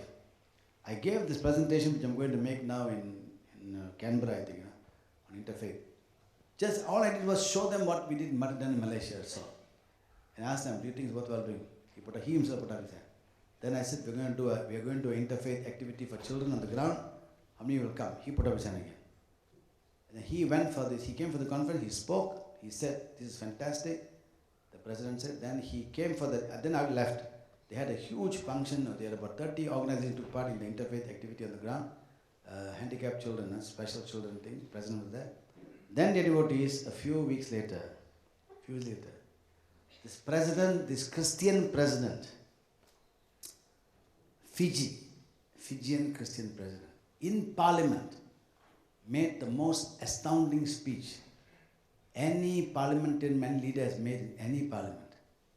You see, India, every prime minister, president, all people are Baba devotees, but no one dared mention Baba's name in parliament. This Christian prime minister said the following words. He's talking to his entire house.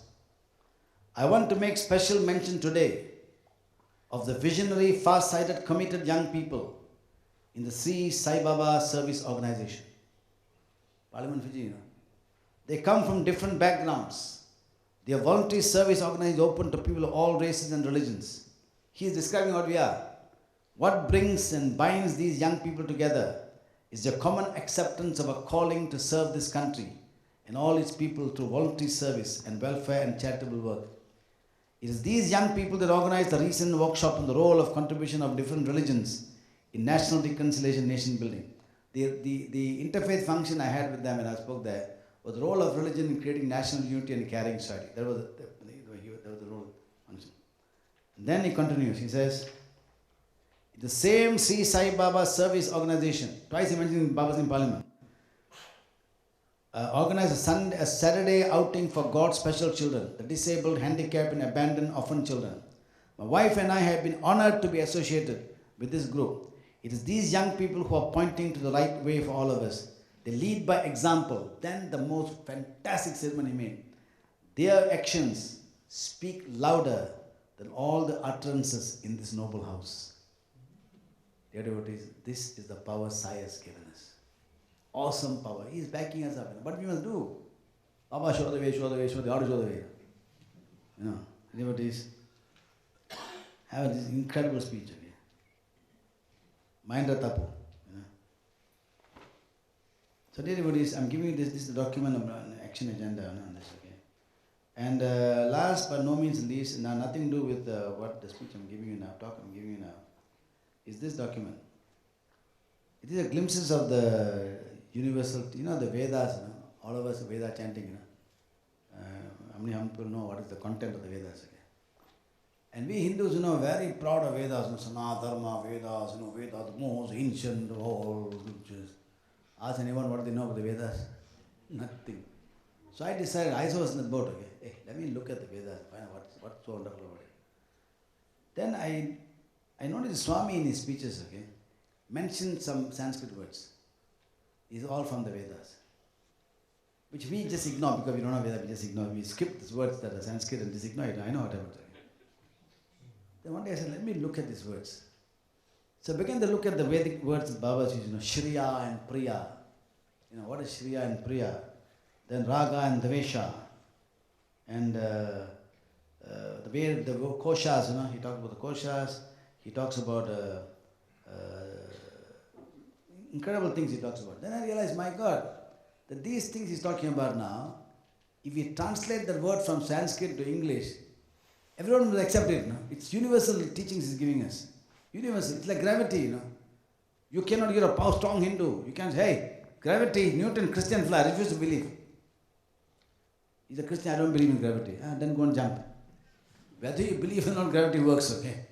Likewise, these principles work as long as you understand the language that is spoken, okay? So what I did, I wrote this, I gave this an address I gave in Malaysian Sai Council. And I told them, these are the words, now let me explain to you. Then how many of you agree now? This is universal. They all will agree, okay, this is universal, they'll accept it. Change the word into English, it's acceptable, okay? So this is the small gift I'm giving, Actually, a lot of excess baggage we have, bringing all this in. But my wife is responsible for that. And also give you one more thing. I think you may be doing this already. In Malaysia, because sometimes we can't control, we are supposed to interfaith. Our altar brother in Malaysia, every center, you walk into every center in Malaysia, you automatically know it's interfaith, not a cult. Because we have pictures of Jesus and we have Buddha, everybody is there. Baba's picture is there, but everybody is there also. And more or less we try to give the same kind of image this thing. Every center. And then the wall of the centers, we have Baba in action. Baba doing service. I told them, don't have portrait shots of Baba. Baba is not a film star, putting there something like this, Don't get enamored of Baba's form. Put service, what you have done, put on the wall. Put quotations of other religions on the wall. Put Baba doing service. Now we go to our center, you see huge pictures of Baba, these pictures I showed you, this medical camp, all that Baba doing, all that we showed. So the walls of the center speak his message and the quotation of other religions. That's how, then people walk, you should not be able to need to speak. The entire center, they say, wow, this is not a Hindu or cult group, really interfaith. But to make the kind of changes, we've been caught in this technique, we want a Hindu. Leaders must don't force anything, slowly guide the devotee. Devotee's mind must expand. Devotees' minds must expand. Sai movement is not a Hindu movement. No. The fact that the Hindus are dominating is a great responsibility of the Hindus. We must take the religion of Swami's teachings and give it to others, in the cup they will accept. If we give these teachings in an Indian cup, the others won't accept. Give in a universal cup, then they'll accept. That's our challenge. Again, it's a change of consciousness. Dear devotees, it's a great task. The task is now the leadership task. So don't make the Sai Center substitute Hindu temple. Dear devotees, I'm one of the leaders of Hinduism in Malaysia. Go and ask Malaysia, I'm one of the leaders of Hinduism in Malaysia. I go to temples. Now in Malaysia we launch a massive Hindu revival called the Bhakti Revolution. I'm driving the agenda. Under Sai. For many years, I kept Hinduism away from Sai. We're so well known for interfaith now. We're so well known for all the other things, Now I said Hindus in Malaysia is a big problem of Indians in Malaysia. Most number of gangsters, most number of white beaters, all Indians, though they are 6% of the population. I'm going down to grassroots now. I've learned something called the Bhakti Revolution in Malaysia. I'm redefining the word meaning of Bhakti. For centuries, Bhakti means love for God. I'm changing the definition now. Bhakti means love for God and love for parents. If you say you love God and don't respect parents, forget it. That's not love.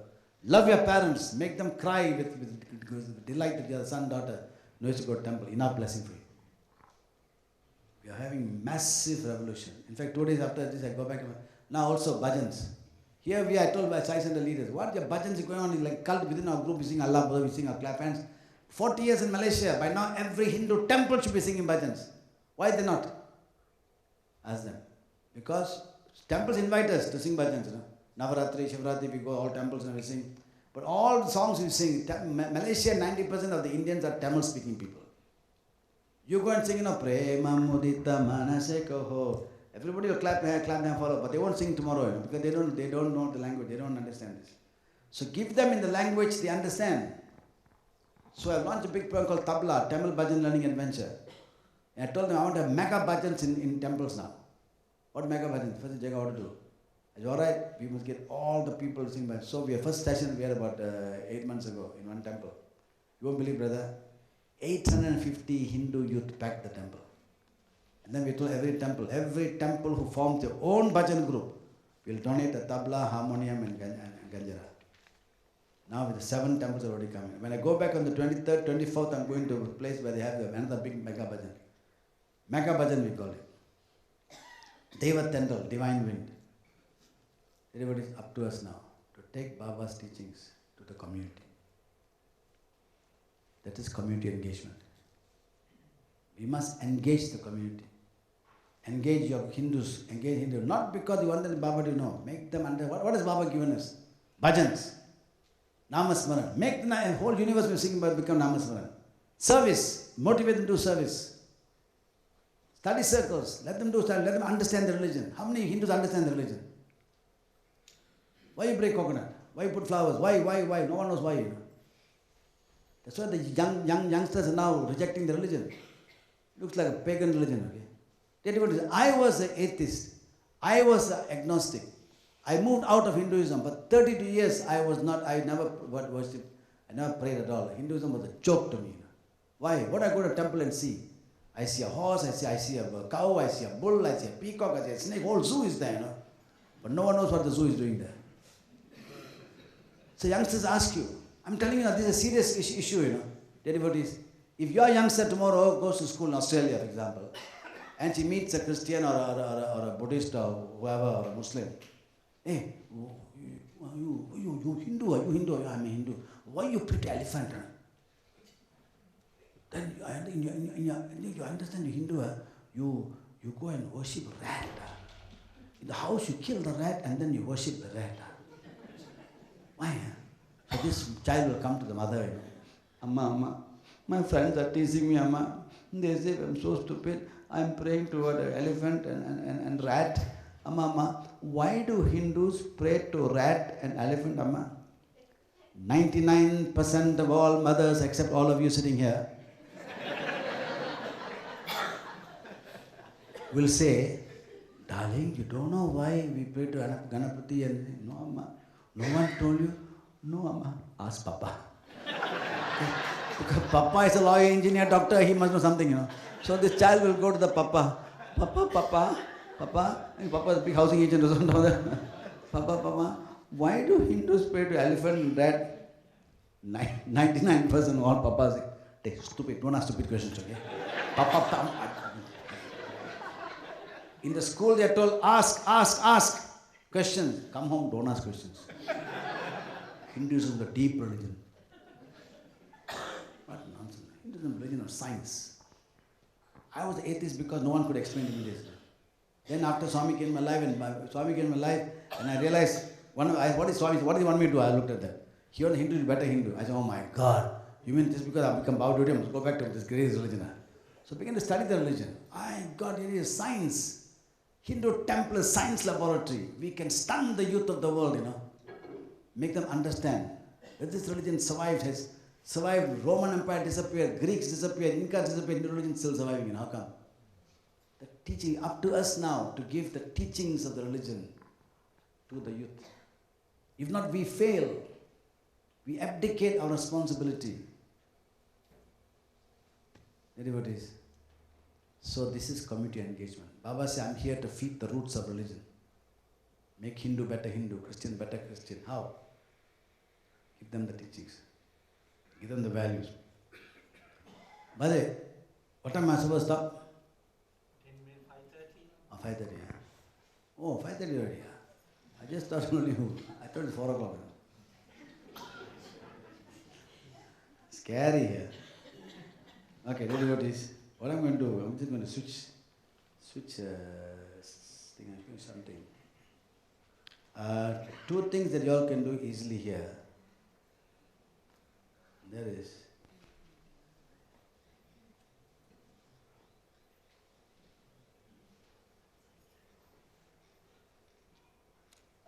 One of the things we did under the friendship group, interfaith friendship group, and this is something you all can easily do. Because many of you have children who are not in this hall today, I'm sure, because they're teenagers. How many of you here below 30 years old? Below 30? No, don't be shy. Put 30. Good. How many of you below 30 years were forced to come here by parents? Had to go, or bribed by parents, This hall should be full of these youngsters. We have made the Sai movement such a boring, such a convoluted kind of group, that no one wants to be part of it. So how to make it exciting? In the friendship group, what we did was, we formed an interfaith orchestra. I'm going to show you now the interfaith orchestra of the friendship group. This orchestra we played. What do we do? In most countries in the world, in Australia, I'm sure, you have an orchestra, and all are interfaith, and I'm sure there are Christian, Buddhist, all playing. But everyone is able to play as long as they keep their religion behind them. An interfaith activity is not a function where Christians come and dance, Hindus come and dance, Muslims come and dance, and all go home. No, not touching each other. That's not interfaith, no. Interfaith, integration of faith in interfaith. Not compartment, each in little silos you come and do, So how do you integrate them together? Do service, all holding hands together.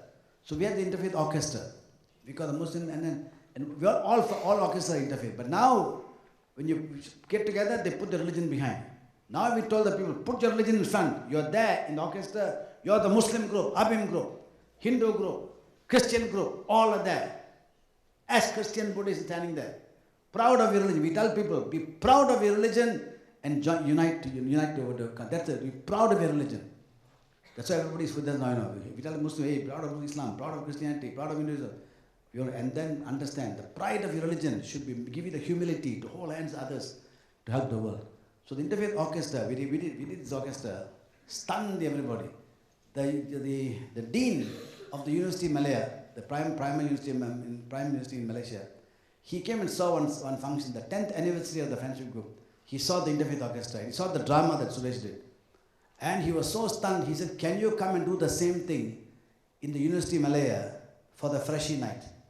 Yeah, the Freshie weekend, they have a Freshie, 2-week training, whatever they have, freshmen.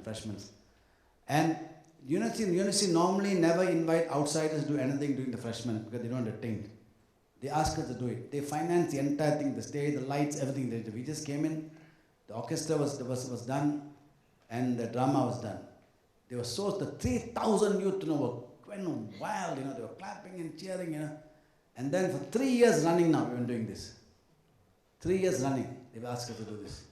And here's an example of the orchestra itself, okay, in action in Malaysia. This function is that's a Muslim.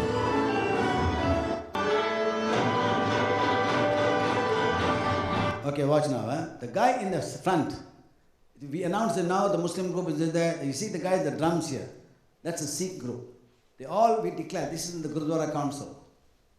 This from Buddhists playing traditional Chinese instruments. The Hindus here playing the veena, what have you. The Christians are also playing. The Christians actually have they played all the modern Western instruments. Some of the modern Western instruments are identified as Christians, okay. And then the Muslims, playing this, and here the Sikhs. Each of them is introduced. This is the Abhim group, Muslim, and each of them playing their own traditional instruments. And we announced the conductor is from the Sathya Baba organization.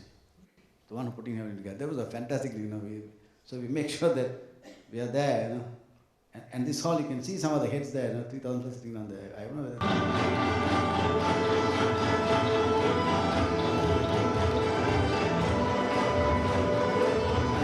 This is a Malay song, Malaysian Malay song.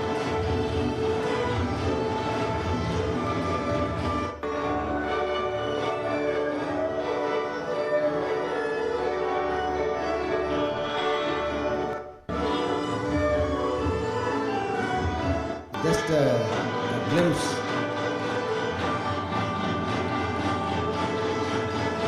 And you can imagine in front of the audience now, the 3,000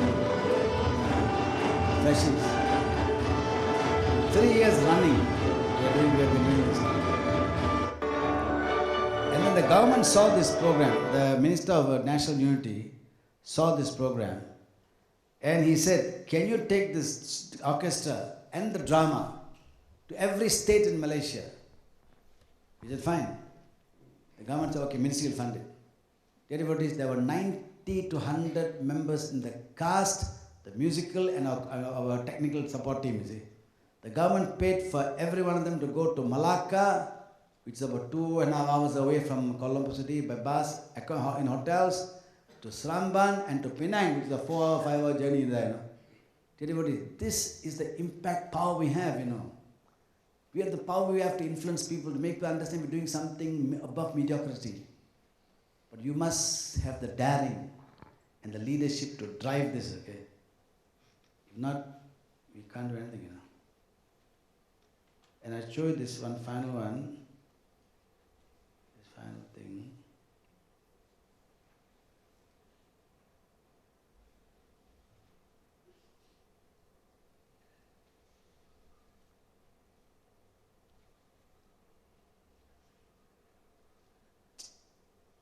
Hold on, one second. This is a way to show that this is the interfaith thing.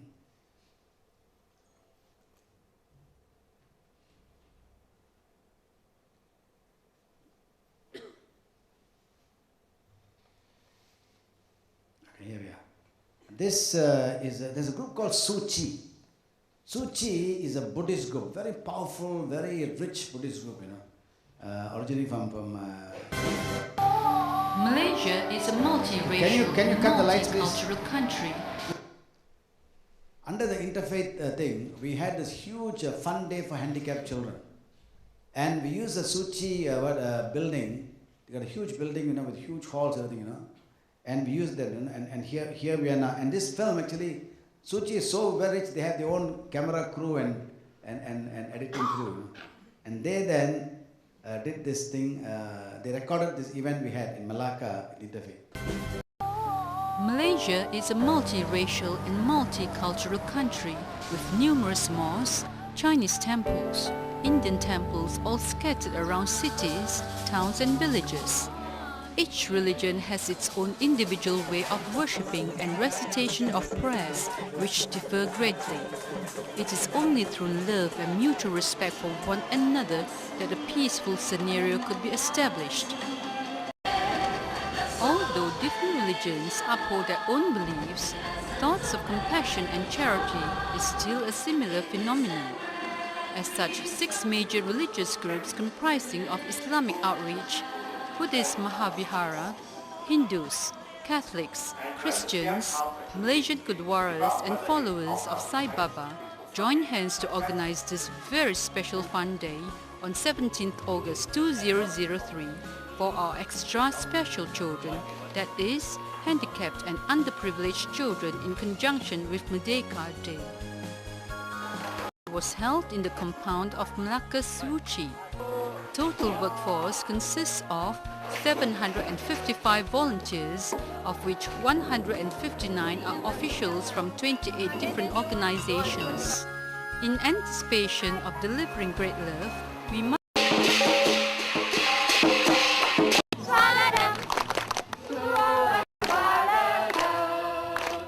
See, Malaysia has shown example to many countries, you know, of economic development and many things.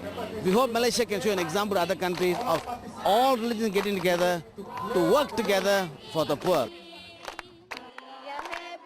But there's one very strange phenomenon in Malaysia, that is, people of different races, they can work together very harmoniously. But when you put on the religious badges, suddenly they cannot work together anymore. The main objective of this event is to get together all the religious groups in Malaysia, you know, so that we can work together for the benefit of the underprivileged.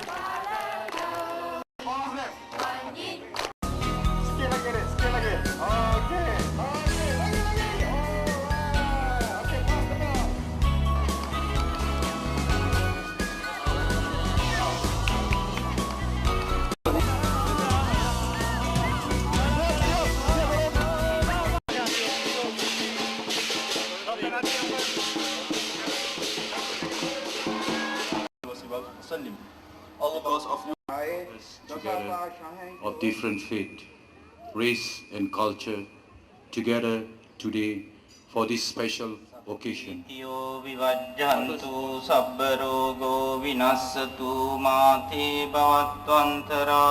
Let thy name be ever on our lips. Let us abide in thee. Melalui projek negara kita menunjukkan yang perpaduan antara kaum dan agama adalah terbenam dalam sanubari rakyat. Malaysia sekarang menjadi sebuah contoh untuk dunia dari segi toleransi beragama. Saya sangat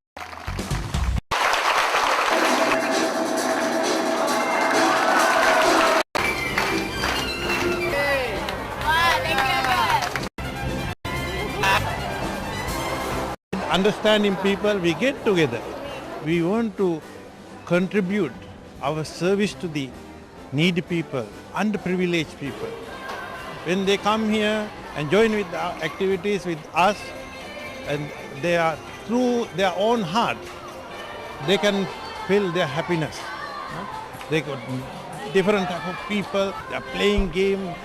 Malay children play with the Chinese children play with the Indian children, all together.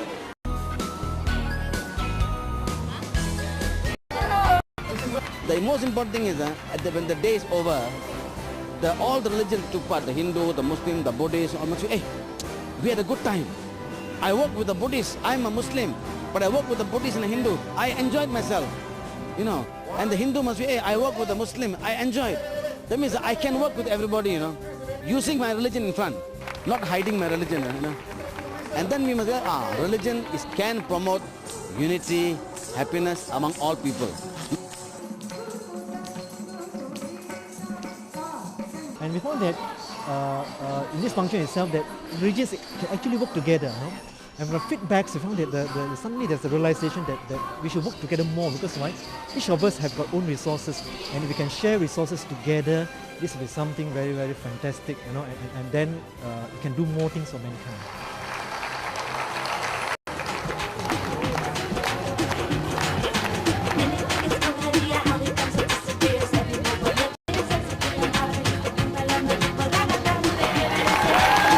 Pertamanya saya rasa sungguh gembira.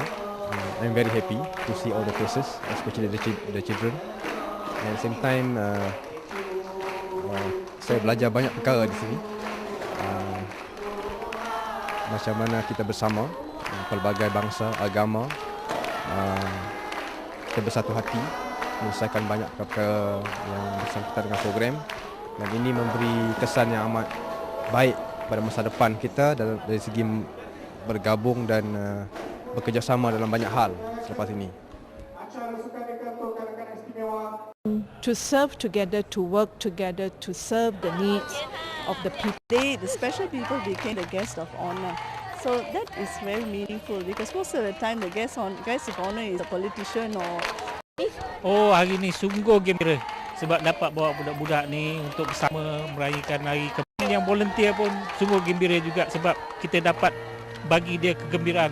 Dia 那我们希望是有机会还再来啦。你有没有很开心？是的，是的。为什么这么开心？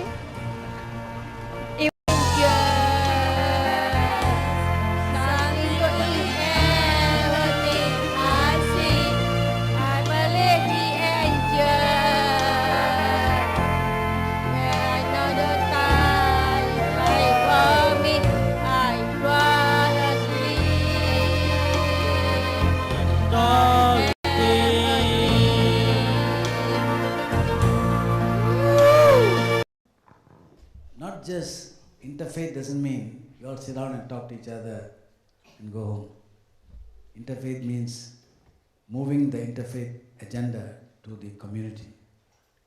And if Sai can lead this, as we have done in Malaysia, now in New Zealand, I just came to New Zealand 1 month ago. New Zealand, we had a massive interfaith event in New Zealand. Now they are organizing now, I showed them this film, and now they are organizing a fun day for special children in New Zealand. And the government has agreed to give their facilities, their stadium free. So they're trying to work out the details. The program is so daring and so wonderful. Everyone will support you. You have some great leadership here. Peggy, Neville, Krishnan, and look at all these leaders here now. Huh?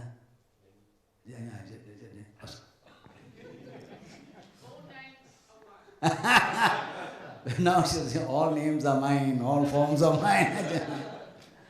Oh boy. She's not going to invite me again, okay? Jaga, get Peggy to invite you. And with these words, I want to thank all of you for being so patient. And I hope this has been a very interesting presentation to all of you. And one day, is it everybody? Let me share this with you, one final thought. What do we do in Malaysia? The world will not notice much, you know. A small developing country, what is there? If Australia is able to do what we have done, the world will sit up and watch. You have the power to enlighten, to be a magnet, lighthouse to the world more than Malaysia can.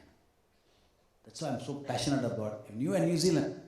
So many people look at New Zealand and Malaysia for education, for this and that, everything, you know, New Zealand, Australia. You can become this lighthouse of interfaith unity. My God, you can inspire the world much more than little Malaysian country can do. With these words, I thank you very much for listening to me. Sathya.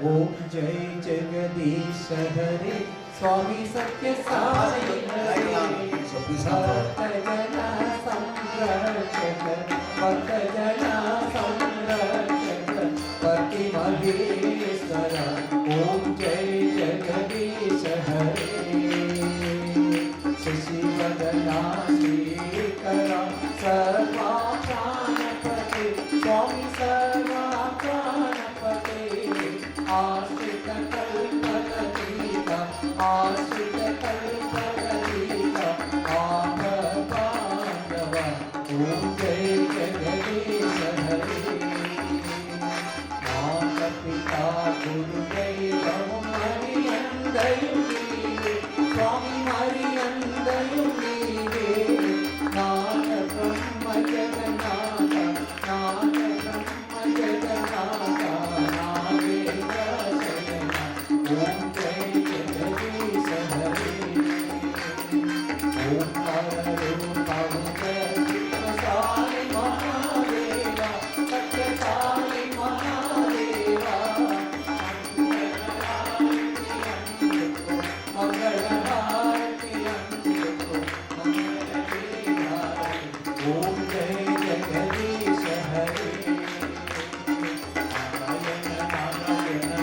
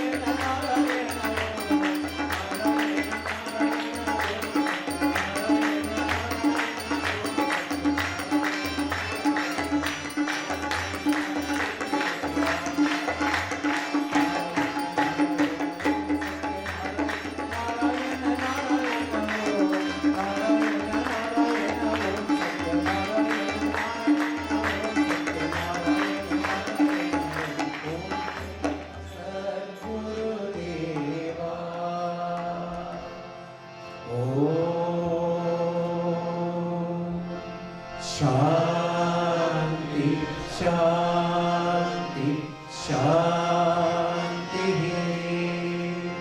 Samasta loka sukhino bhavantu. Samasta loka sukhino bhavantu. Samasta loka sukhino bhavantu. Om Shanti, Shanti, Shanti. May all beings everywhere be happy. Oh, peace, peace, peace. Jai Bolo Bhagavan Sri Sathya Sai Baba Ji ki.